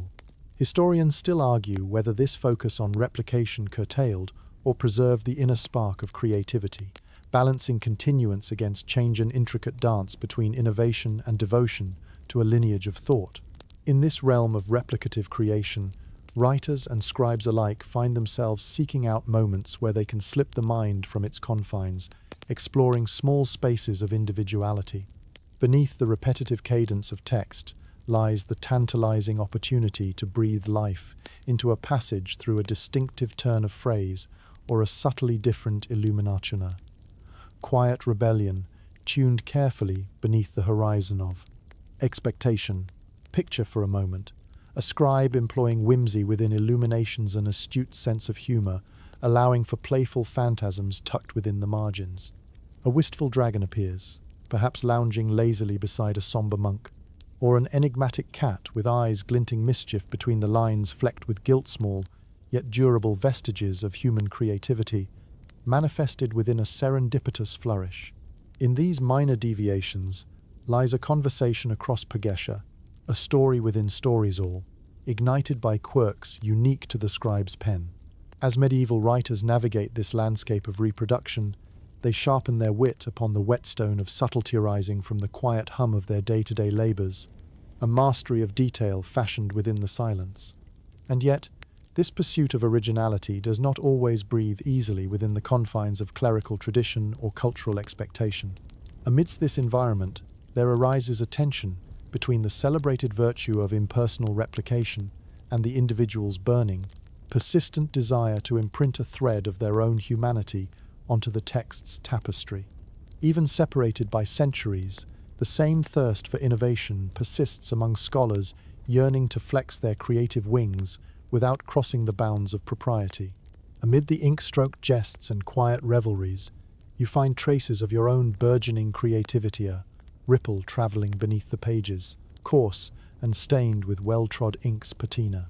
Whether through interwoven tales rehearsing well-loved themes, or alongside editors sparing their marginalia for hapless readers, Originality seeks a voice to embrace the legacy carefully unfolded under intemperate skies' vigilance.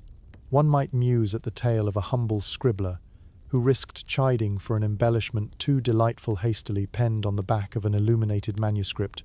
That simple jest of a sheep wearing spectacles becomes the gentle talk of the abbey for days to come, cleverly surfacing undisciplined fancies amid communal smiles. In the quietude of nightfall, the candle flickers, mirroring the flame within, burning for originality's touch in subtle grace upon myriad lines of careful hand.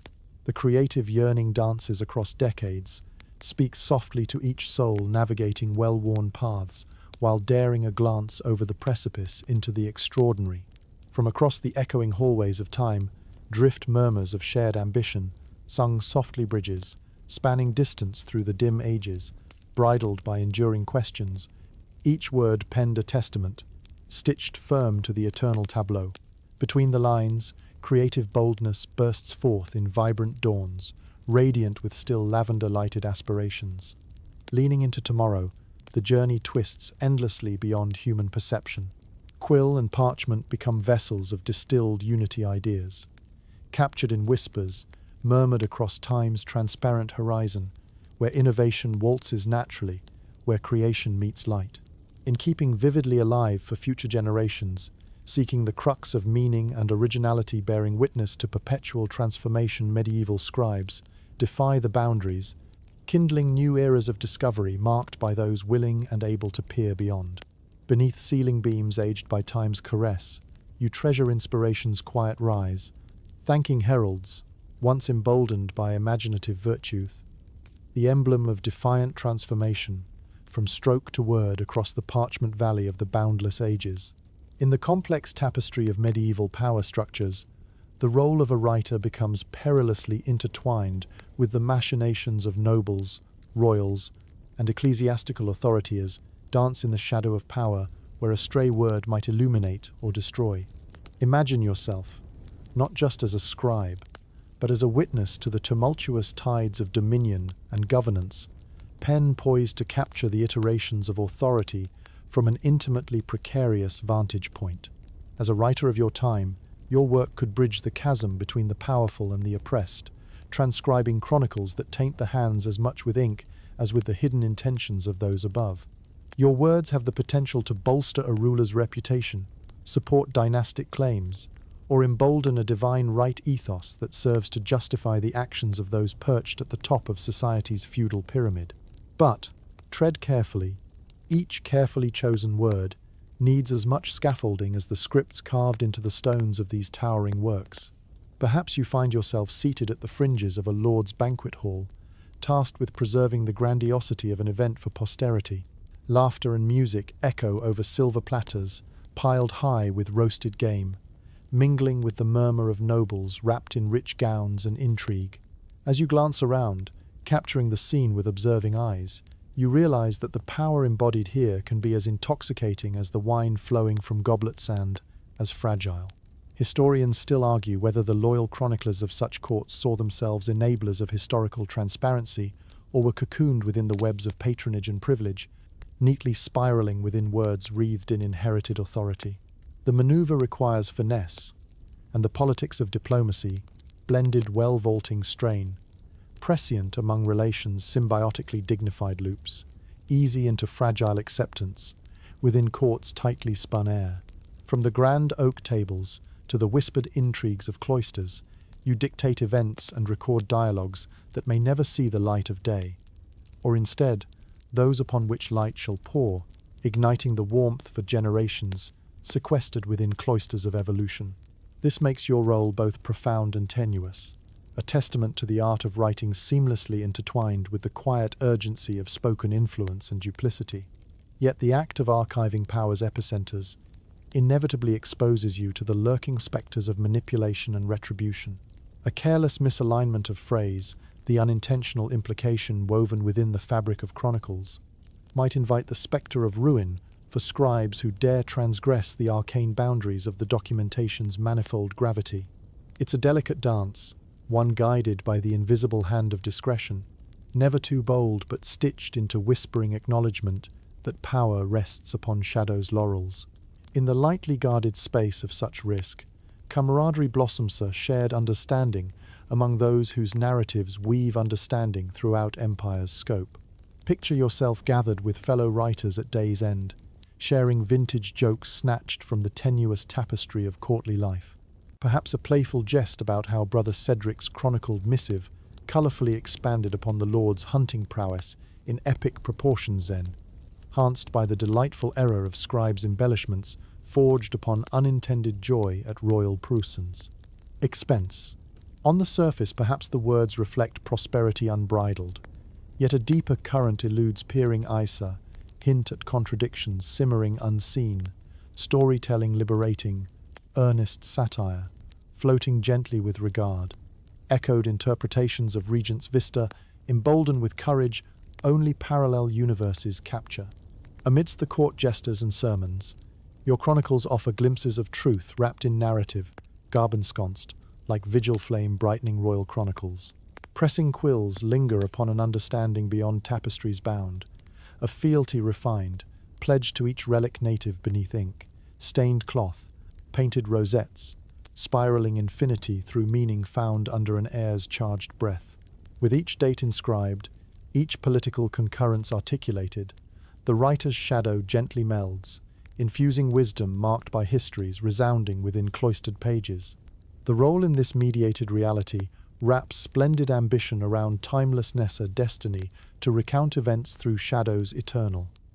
The charge of writing, as witness to power, demands courage to articulate balance, dancing lightly alongside authoritative breadth, the stirring prose dressed even-handed to guard free spirits, subtle autonomous whisper, ever extending towards yesterday and beyond.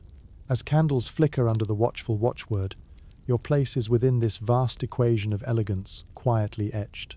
The spectrum of humanity's existence turns deep understanding always avenues of passage, unhindered by shadows, traced gently by multi-layered translation and, at last, inherently, she rests well-earned upon untamed harmony's epoch, as pages fall under starlight's eternal glow, securing tales among unspoken truths, whispers transcend brimming.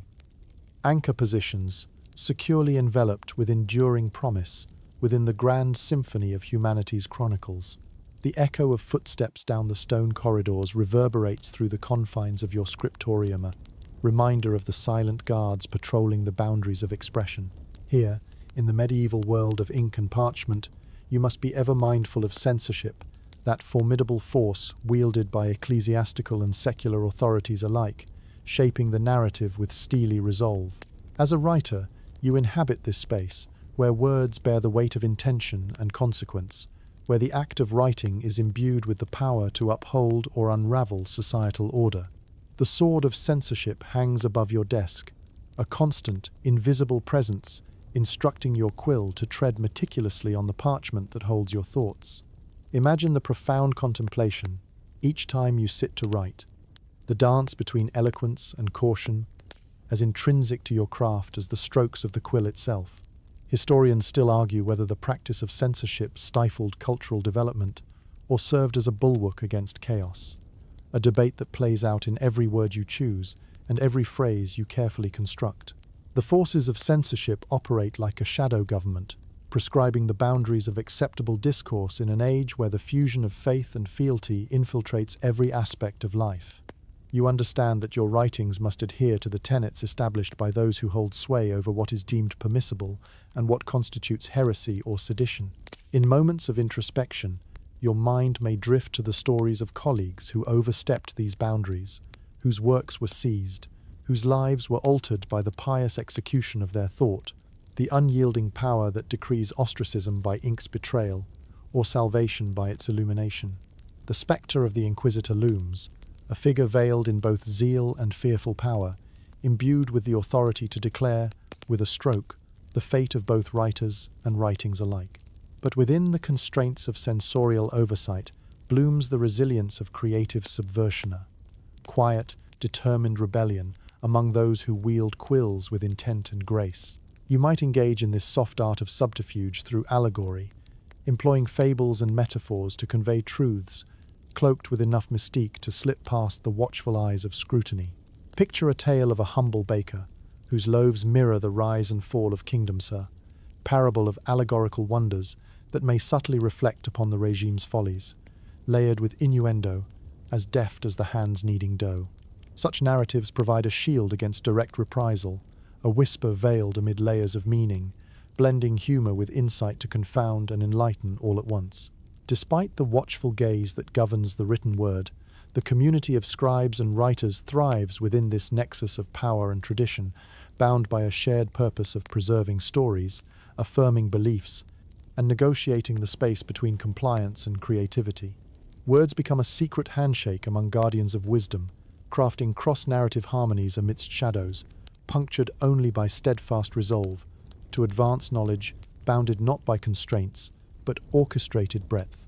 Amid the whispered exchanges of fellow scribes, anecdotes bloom about the nervous monk who misplaced his margins to reveal commentaries never meant for eyes outside the cloister. A hesitant chuckle escapes lips, even in solemn halls, testament to the enduring humor found carried beneath the surface, reflective amidst the shared knowledge that no script is impervious to illumination in the end. As your quill waltzes tentatively, suspended script relays across scroll, you establish historicity of discourse, subtly communicating observation's complexity amid sage reflections within choice expressions, marking each slant of heavily considered etchings. The scribe's bench becomes both canvas and battleground for ideas constrained yet expansive in thought. And so night descends upon the stone-hewn bastion of ink and silence. Whispering tendrils of parchment rise, illuminated by brief candlelit glow, each stroke of your quill as delicate as the dance of moths circling the dark enchantment of flame. With careful resolve, you navigate this landscape where words shape destiny, different lines upheld with eternal prominence through translucent transmutation. Even when existing boundaries sway beneath monikers assigned by time's potential methodology, well understood. But before, dizzied by introspection, your narrative links remain resilient, Honed artistry captures these shifts, laughing anachronistically beneath veils, safeguarding temporal perceptions, educated beyond limitation's spectral embrace. In this intricate world, where writing and restriction coalesce, you puzzle, muse, and ultimately illuminate. Your words thread finely, spun webs where courage lives, within parchments punctuated, grace declaring, solemn as swords promise, portioned in trusted belief, the apotheosis of simple letters bound to be read as testament continuity entwined through watchful hand. In place eternal, weaving essence reborn with each name ascribed granting voice, wrapped warmly against the fabric of timeless creation. As you find solace within your scriptorium, amidst the comforting rustle of parchment and the soothing scent of candle wax, a new opportunity unfurls before your weary Isa market for mysticism, a thirst for the unknown that beckons with promises of enlightenment, revelation, and contemplation of the divine. The medieval world, replete with spiritual longing and existential inquiry, cultivates a fertile ground for writings imbued with the mysteries of mysticism, a realm where the sacred and the secretive intertwine. Your task, as a writer in this mystical marketplace, is delicate and profound, requiring a careful balance between the sacred truths to which you've been entrusted and the yearning curiosity that propels you forward. In this complex domain, the line between revered mysticism and feared heresy can blur, a reality of which you are ever mindful as you dip your quill into the inkwell. Imagine crafting manuscripts that delve into the intricate dance of the soul's journey, its quest for divine union, a narrative as compelling as it is elusive. Historians still argue whether these mystical writings genuinely penetrated into the divine experience or danced along the edge of doctrinal boundaries, but the timeless allure remains undeniable, captivating hearts across generations. The demand for mystic works is palpable, whispered among both devout and layfolk as they seek answers to questions that tug at the very fabric of existence, those often left unanswered by conventional religious teachings. Your writings might explore the ecstatic visions of saints, or delve into the contemplative practices that guide seekers to inner illumination. In monasteries and abbeys, your colleagues may exchange knowing glances, murmuring of the monk whose meditative transcription of mystic passages transcended the mundane and brought him fleeting visions of the divinia, perhaps just a quietly knowing smile. These tales, tinged with both grace and gravity, become shared threads that weave through discussions over meals and among the aisles of ancient libraries filled with dust and dreams. As you work, the challenge emerges not only from the content's complexity, but from the watchful eyes of those who fear the sway of unorthodox teachings. It's a subtle dance of discretion and revelation, a careful craftsmanship to offer insights without inviting condemnation. You find yourself taking refuge in metaphors, the layered language of the poet. Mystic's a spontaneous outpouring wrapped in allegory, its universal truths echoed in accessible symbols. With a smile, you muse on the fable of Brother Anselm, who claimed to have encountered celestial choirs while copying mystic verses, only to be found one day arranging wildflowers in patterns that he claimed mirrored the music of the spheres.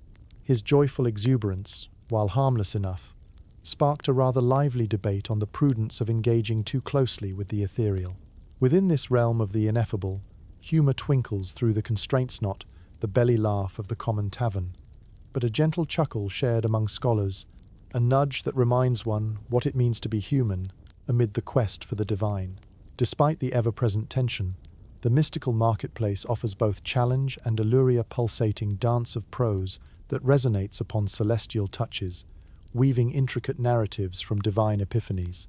Amidst this space, you find your thoughts carried away, inviting them to linger amidst the starlight aloft, the untouched mirrors of quiet nights, unraveling transcendent experiences that drift along ink's evocative curvature.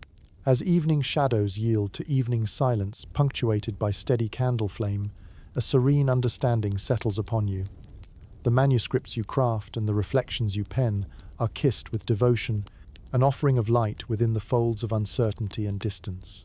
Within life's tangled web, writers like you spin motifs revealing contemplative whispers, haloed within boundless skies, written by yearning hearts bound to the divine horizons of timeless longing. Thus, at the heart of this mystical exploration lies a universal truth, a tale too ancient to be defined by any one era alone, a whisper spun from timelessness, flowing between the perpetual cycle of creation and epiphany. As your pen traces the luminous paths of stars untold, the writings etched upon the canvas of your soul persist in humble testament to the eternal journeys sought by every seeker who ever dared seek, ever will seek, a connection with the ineffable mystery of existence. In the scriptorium's tranquil embrace, you understand that the dance of mysticism is more than a market demand. It's a profound journey toward knowing the self and the greater cosmos, bridged by mystical insight. It is this enchanting journey that the quill invites you to explore. And while navigating celestial prose, you lean ever inward and onward towards eternity's secretive grace, its quiet infinity, illuminated by the vibrance of flames, danced and words, whispered timeless echoes, captured within the brush of ink upon parchment, sacredly serenading human truth. Within the hushed confines of a medieval library, where stone arches and oak beams cradle a sanctuary of knowledge, the promise of leisure unfurls, albeit with a singular medieval twist. Envision yourself navigating narrow corridors lined with shelves groaning under the weight of countless tomes, each encased within the cool embrace of vellum and leather. Here, in these frigid halls, is the illusion of leisureer concept as deceptive as it is delightful. In the medieval mind, leisure is less about rest and more akin to a cultivated idyll within the realm of learning. It provides a reclusier retreat into study, reflection, and repose in the midst of life's relentless tempo. Within this sacred space, the cloistered scholar finds a peculiar kind of rest, that of the mind assiduously engaged, and the body stilled beneath layers of wool to fend off the biting chill. Your hand seeks the reassuring weight of a well-worn book, its musty scent mingling with the crisp snap of pages turned in the silence. The act of reading borders on the sacred. Each word consumed is a pathway to enlightenment, a stairway leading upwards toward the heights of intellectual and spiritual harmony. But the cold, oh, the persistent cold, it seeps into your bones, a companion whose presence you share with your fellow scholars as they sit huddled in wooden chairs, cheeks ruddy and fingers numb, noses peeking out from the wisps of steam of their deep breaths. Imagine the quiet, gentle camaraderie among those gathered here in this chilling warren of wisdom, each scholar seeking refuge in the pages that fan out like the wings of angels. Over shared glances and whispered confidences, they uncover a shared understanding, more powerful than words, of the awe and reverence such a place engenders. Historians still argue whether these libraries served as cold cloisters of isolation or vital crucibles of communal learning, but within their walls lies a sense of both exclusivity and welcomer, peculiar magnetism for the timeless thirst for knowledge. You might chuckle at the stories shared between scholars, the ragged smiles they spare for anecdotes about that one time a brave monk, in sheer defiance of the chill, wrapped an outrageous tower of scarves around his head, and waddled about emitting noises, akin to a grumpy bear disturbed midwinter. These tales thread through the icy corridors like warm whispers, connecting individual musings with humor's universal fiber. Laughter punctuates the thick atmosphere, a punctuation of shared human experience, uniting the isolated scholars within this abode of erudition.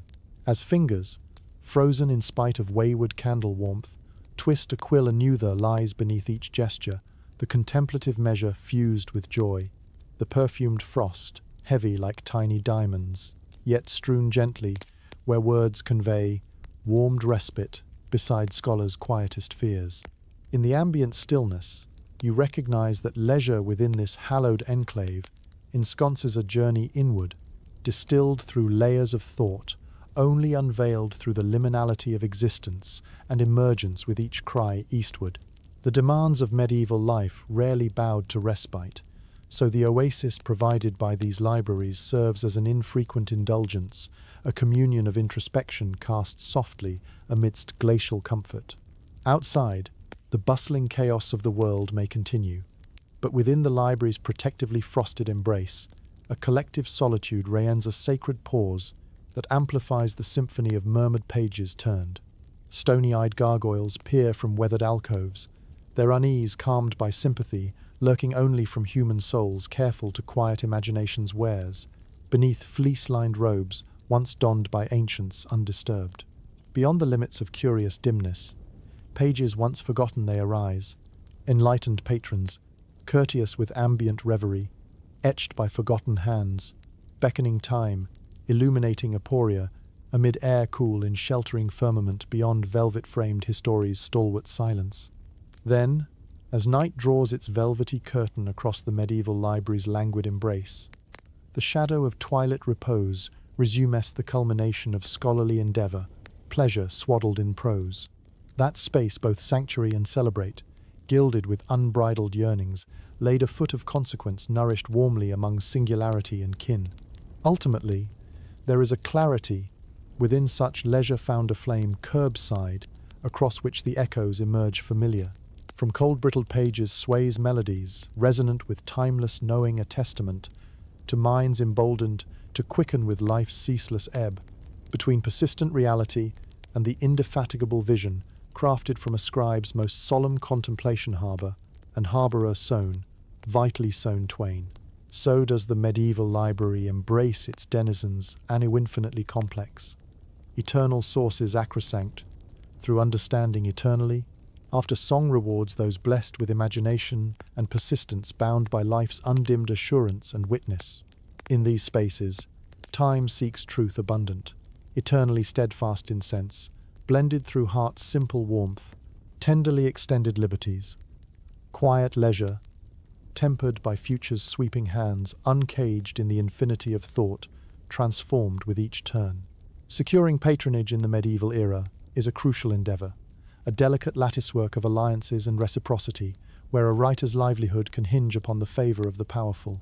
Picture yourself navigating this intricate web, your steps carefully placed amidst the tapestries of influence and ambition that bind feudal lords, wealthy merchants, and revered clerics.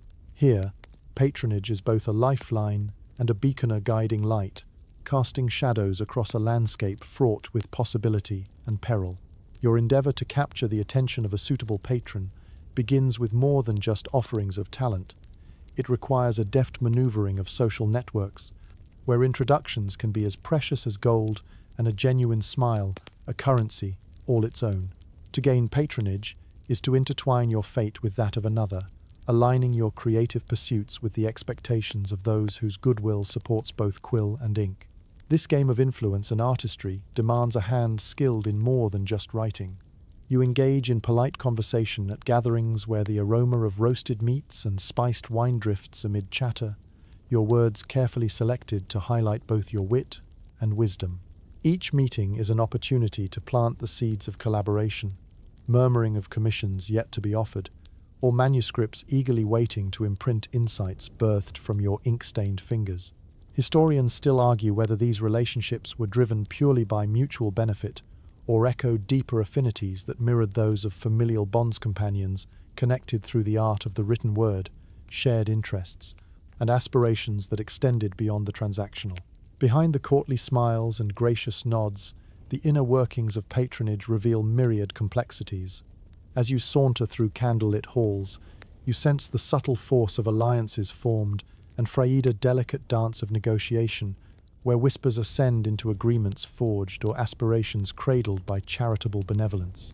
The tantalizing allure of creative freedom mingles with the reality of dependence upon the whims of those holding purse strings, obliging writers to navigate this tenuous line with intuitive dexterity. Within this context, moments of levity often illuminate the road to patronage, a shared jest with a prospective patron at the expense of less astute rivals, or perhaps a clever retelling of how a colleague's elaborate chicken pie, overflowing with spices and imaginations alike, charmed its way into a baron's affection, securing not only favour, but a pleasant and perhaps guaranteed car park of inspiration moving forward. Amid the interplay of words and wine, unexpected alliances blossom. It's a space ripe for unexpected inspiration, where the confluence of artistry and ambition often sparks opportunities unforeseen.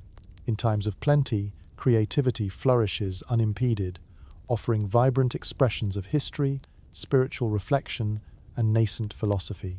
In leaner times, patronage might prove elusive, compelling tighter negotiation, where resourceful scribes search for patrons of discerning taste and merciful indulgence. As evening falls on one such soiree, the court hums with gilded vibrancy. Here, you are among those who hold the power to influence cultural expressione, rare chance as intoxicating as it is intimidating. The conversations, intimate and ambitious, flit from enlightening discourse to intriguing conjecture, performances sampled amid sumptuous tapestries rippling against eternal sagacities. Yet, with each word spoken, each promise made, you tread upon a finely woven tightrope, each step forward an endeavor of balance. Though you may yearn for unfettered creative freedom, to secure patronage is to reconcile your autonomy with dictates and decrees of those who support you. The delicate, infinite negotiation, channeling assurance within Prism's luminous edges brightly kindled. Night now fully envelops the grand hall, and farewells flutter in the air like leaves before a gentle gale. Within this atmospheric domain, contemplation of fortunes yet to unfold merges with memory's impression between friendships, kindled by intellect as those departing carry joyful satisfaction upon illuminated woods, once unknown, but now welcoming such congratulatory embers. Refound. With hope carried upon the earnest breeze of promising ventures, your heart swells in anticipation of the creative collaborations to come, sustained by patrons who understand the profound value of the art you create. This network, this living tapestry of mutual respect and ambition, becomes your anchor in the medieval world, vibrantly supporting your desire to forge literary wonders that will echo through time. And so, under the tent of the dark sky, you make your way back to an ever-present scriptorium, excited and buoyed by the promise of flourishing alliances. It is within such spaces that the generous patron's bequest meets writer's art form wholeheartedly, ensuring the enduring triumph of creativity, written for time unending. In days to come, alliances fashioned become the quill, whispering in candlelight, pointing eternity's compass towards stardust-bound potential. In volumes words reflect as skyward aspirations embraced, consciously declared. In the quiet sanctuary of your scriptorium, a creeping dread lurks just outside the heavy oaken door, a spectre that haunts the corridors of medieval Europe with relentless persistence: the plague. This apocalyptic scourge, which sweeps across the continent in waves, leaves behind a trail of anguish in its wake, sparing neither peasant nor prince in its indiscriminate grasp. As a writer, you continue to bind your thoughts to parchment, acutely aware that the line between life and oblivion narrows with each heartbeat. The plague is an invisible adversary, reshaping landscapes, not just in terms of population, but in the very fabric of existence, unsettling the rhythms of everyday life and transforming ways of thought. Its ghost howls through the empty streets, where once bustling markets now echo the silence pervasive across the land. Imagine a world where each new sunrise brings the dread of impending illness, where your every encounter could invoke the spectre of disease that has claimed countless lives. In this climate, your writing bears a heightened sense of urgency and significance, a vital record of human resilience in the face of overwhelming odds. Yet, historians still argue whether the plague acted as a catalyst for enlightenment through the profound existential reflection it necessitated, or whether its pervasive darkness only led to further despair and fragmentation. Either way, it reshapes the scope of your work with demands that extend far beyond the ink-laden scribal table. Within monasteries, the routine of prayer and transcription persists against the backdrop of unsettling fear. Brothers and sisters continue their duties under the shadow of sickness, becoming reluctant chroniclers of the suffering that envelops their communities. In hushed voices, you share whispered anecdotes of colleagues driven to write feverishly during this time, hopeful that their thoughts would outpace the spread of infection, recording history even as it unfolds. A piece of gallows humor floats among the serious facetious tale of a monk who donned a beaked mask, resembling a bird more than a man, hoping to scare away the unseen plague, with absurdity his fellow scrupulous scribes in tow, chasing the bits of levity that lighten hearts in heavier times. Within your own domain, the plague brings unexpected shifts, as the demand for religious texts and writings contingent upon mortality takes on new vigor. Mortal concerns force you to confront deep questions of faith and the divine, translating humanity's raw fears into words that both comfort and question the spiritual order. In these moments, the tension between life's fleeting nature and the timeless permanence of the written word becomes palpable, urging you deeper into your craft and into the recesses of your thoughts. Outside, the plague alters the contours of society, emptying villages and transforming them into shadowlands of memory. The abandonment in the fields echoes across history's landscape chroniclers' tales devoid behind empty tables, now facing endless inquiry.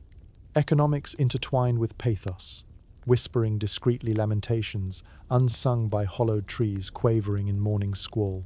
In contrast, literature veers towards the resilient adaptability of mankind, reflections its essency a tribute above love's renewal, swathed hurtling exploration surrounding known, forgotten pathways, calming sobs within nature's kind enormity. The mantle of mysticism, alive with humanity's deepest quarries, draws writing into its self-fading echoes, recording serenades, blessed forever with gaps unknown whether recurs thought. These plague-ridden years cultivate a vision of Renaissance not only of art and philosophy, but of the soul. As your manual labor merges understanding with fleeting existence's finite span, it catalyzes the development of profound, enduring wisdom, spun from trial's threads a lesson, inscribed within spatial crafts, nurtured under celestial beacons adored. As you release ink's stable glide across glistening parchment, candlelit shadow wane-shaped truth echoing nature's rhythmic pulsing onward flows. Beyond windows once misted by night, stars cradle a promise that endures. Humanity's eternal struggle turns towards hope unshackled, renewed.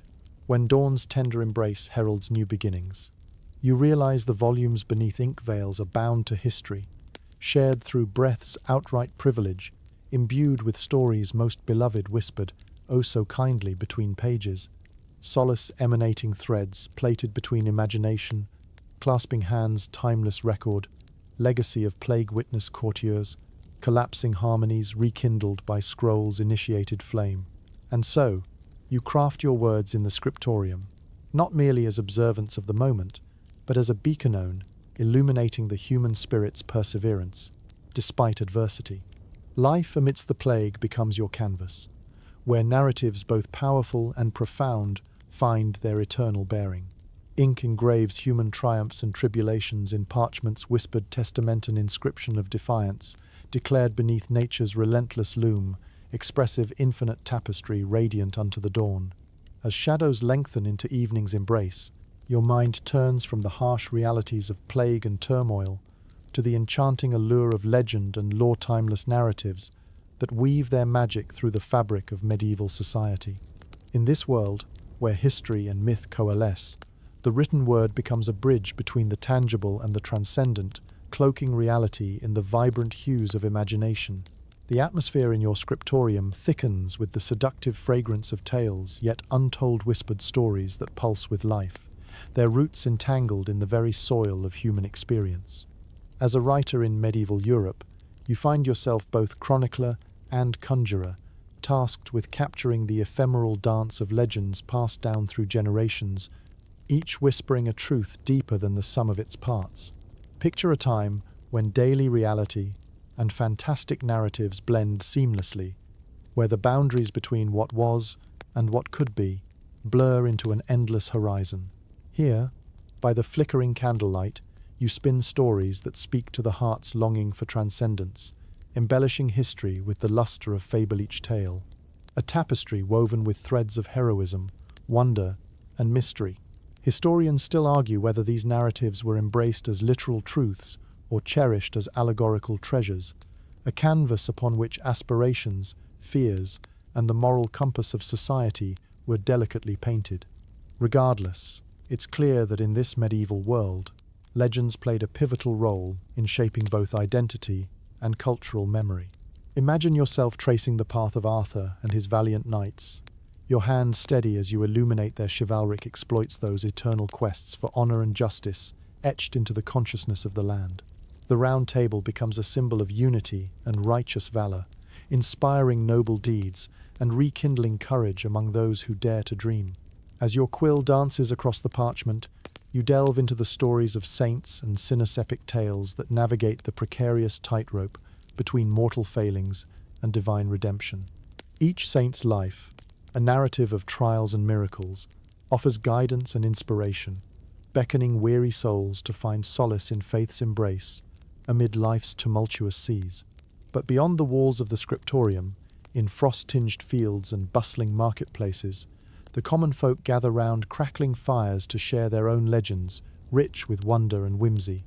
These tales, spun from vivid imaginations, brim with enchantment unfolding adventures wherein dragons slumber in caves and wise old witches whisper secrets on moonlit nights. It is among these tales you find the humorous and the poignant a clever jester, whose antics earn him the love of a queen, a hapless knight whose quest for a magical goblet ends instead with a mouthful of stinging nettles, and village animals banding together to outwit a greedy farmer. Such stories lift the spirits, resonating with the warmth of shared humanity and the delight of imagination unleashed. Within this fertile ground of folklore and fantasy, you recognize the writer's elusive challenge to honor the spirit of these narratives while breathing fresh life into their well-loved forms. These are stories that stretch across time and space, illuminated by the glow of flickering candles and enlivened by the laughter of those who dare to dream. In such moments, the room abounds with an energy unmatched, a collective heartbeat echoing with the mingled rhythms of history and legend. Each story penned becomes a testament to the enduring human spirit weapon and shield against loneliness, a beacon of hope keeping darkness at bay. As shadows deepen, enveloping the scriptorium in a gentle shroud, you inscribe the closing lines of yet another legenda lore, crafted amidst the vibrant dance of storytelling, where past and present merge into one, binding listeners with tales spun into the very fabric of medieval life. Your heart brims with contentment, knowing that within the tales you've penned lies a legacy words passed down upon whimsical breezes of yesteryear, now echoing within tomes that cradle wisdom, rediscovered by those seeking torchlit illumination amid life's swirling starry tapestry. And so, with a quiet smile, you close the chamber's ancient door, the legends reverberating softly behind you as you step softly into night's embrace. The stories you've shared live on, whispered promises carried forth by future voices, eager to explore and expand upon the vibrant interplay of narrative that rewards discovery within hidden margins, ever aglow with the spark of imagination's boundless spirit. The scriptorium becomes a haven against the chaotic forces of the outside world, yet even here, in this sanctuary of ink and parchment, threats loom fire, war, and time are ever eager to consume what has been so meticulously created. As you sit with quill in hand, you are acutely aware that the manuscripts you labor over are fragile guardians of history, vulnerable to the ravages of both man and nature. Imagine the scene: the comforting scratch of quill on parchment, the gentle murmur of prayer whispered among scribes, suddenly shattered by the distant jarring toll of alarm bells. In such moments, the boundaries of your scriptorium dissolve into a greater reality. War-effacing whisper campaigns and the ominous crescendos of armies on the march, each threat echoing their impact should calamity unfold. Historians still ponder the extent to which the survival of manuscripts depended on mere chance or careful, though clandestine, preservation. A scholar's world turned fragile beneath the balancing act of fate. Regardless, the scribe's task appears daunting, furrowing lines on illuminated faces that bind within archives destined for obscurity or acclaim. In those tense moments, you spring into action, reverence, turning hands, nimble as you gather precious folios with care, akin to rescuing fragile lives.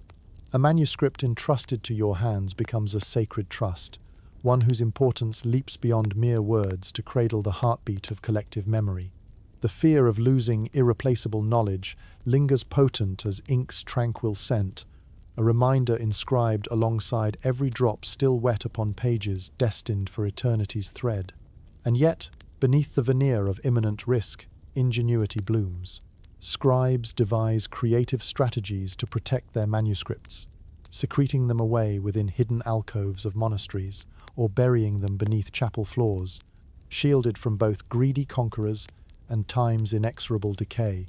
Picture, if you will, curious monks wielding clever twists and turns her in jest, masquerading manuscripts as we've seen the playful townsfolk elsewhere turn fate's indifference aside.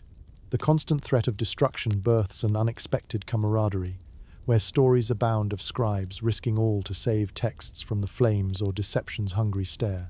Amid sooty shadows and anxious glances, a dry jest may rise as those tasked with carrying manuscripts away feign the art of incognito, monks musing upon who's more effective, them or a pair of stolen library cats batting between margins.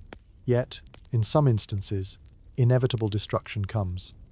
Pillaging hordes leaving ruin in their wake, while flames hungrily lick wooden beams overheard where musty folios dare not peer above unbidden fate's unwelcome glare. Talismanic libraries, forged dreamlike, burn brightly upon red-hued horizons that darken silent scarlet history, intricately melting upstream toward dim phantoms, sighing solemn amongst centuries doused. The quiet heartache of loss mingles with resilience, a determination that such knowledge shall never be truly extinguished, finding enduring refuge in the communal spirit of those who dare hope. Redeemed and refashioned, manuscripts in peril's embrace endure through the tenacity of writers and scribes, far-seeing, aware they chant fate's script in validation with each pen stroke a timeless oath. And yet, for every story consumed by the flames, others survive and multiply, like saplings nourished by charred soil, seeking new expression among compassionate keepers.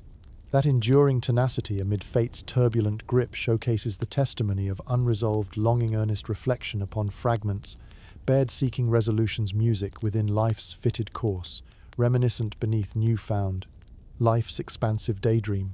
Your thoughts circle back to the quiet resolve of scribes, those determined spirits who press onward, rescuing snippets of the past for future generations to uncover, holding their breath while casting stars among fitful narratives caught within fate's embrace. Scribbled upon parchment, folded between sheltering guardians, words once envied now cherished, like whispered constellations among ravenously murmured breaths. In spirit, you embrace the legacy of resilience, fortifying scriptoriums as impassioned revelations embrace renewal amid echoes pronounced upon heart's ever-throbbing horizon. The love of wisdom casts its gentle light, illuminating life eternally woven, amid scribes' harmonious legacy, a truth imbued within time's untethered flight. With night's embrace descending, you step away from the scriptorium, and the tumultuous world beyond its walls seems hushed. Shadows lengthen into the silence of promise, where time's enlightened freedom confides solemnity reposed, turning intent securely nestles heavenward, binding souls to once vanished manuscripts, swirling in soft-spoken memory beneath timeless dispensation. As the twilight drapes its velvet embrace across the day, you retreat once more to the scriptorium, a refuge, where the journey that began with ink and parchment draws to an ethereal close. Here, in the gentle cocoon of muted candlelight, you reflect upon the labor that has filled your days, the words meticulously captured, the stories whispered into existence, and the fleeting hours transformed into the permanence of written memory. The medieval scribe's work moves beyond the mundane, transcending the daily toil to craft a legacy of human thought and imagination. Each word penned is a testament, a bridge connecting the ephemeral present to an eternal continuum, stretching forward in time, like a path winding through the mist of centuries. In these final hours, as the quill rests gently upon the well-worn surface of the desk, you ponder the indelible mark left by those who, like you, have dedicated their lives to this sacred craft.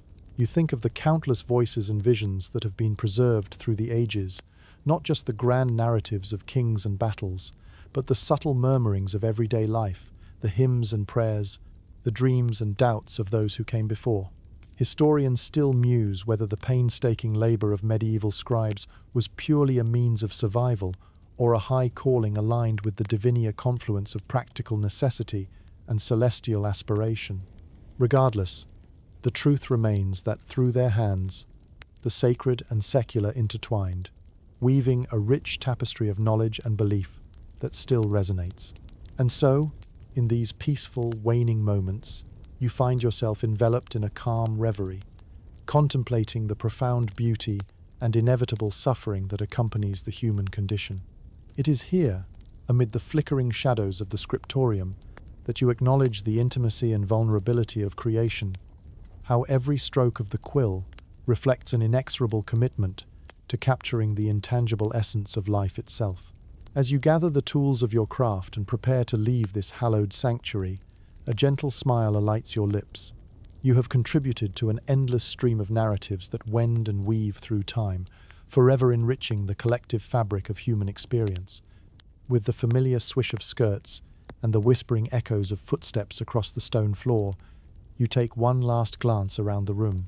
Your heart swells with gratitude for the lessons learned, the words formed, and the stories shared, a legacy carried upon the wings of the quill, unfurling gracefully across the vast expanse of history. The cool night air greets you as you step into the open expanse beyond the scriptorium, the stars casting their timeless gaze upon the world below. The path before you stretches softly, and while you tread its well-worn stones, the future unfurls with both promise and mystery. In those serene moments, you sense the stories written within your heart, etched in the quiet depths where imagination and reality converge. With ink-stained fingers and spirit renewed, you walk onward, carrying with you the whispered echoes of time's embrace, a witness to the pageantry of life's eternal script. Thus we conclude this night's sojourn through the annals of medieval writing, each chapter a swirl of voices rising from the parchment's patient embrace. May these tales cradle you gently as you drift into sleep, their timeless whispers a balm upon your weary soul. Sweet dreams.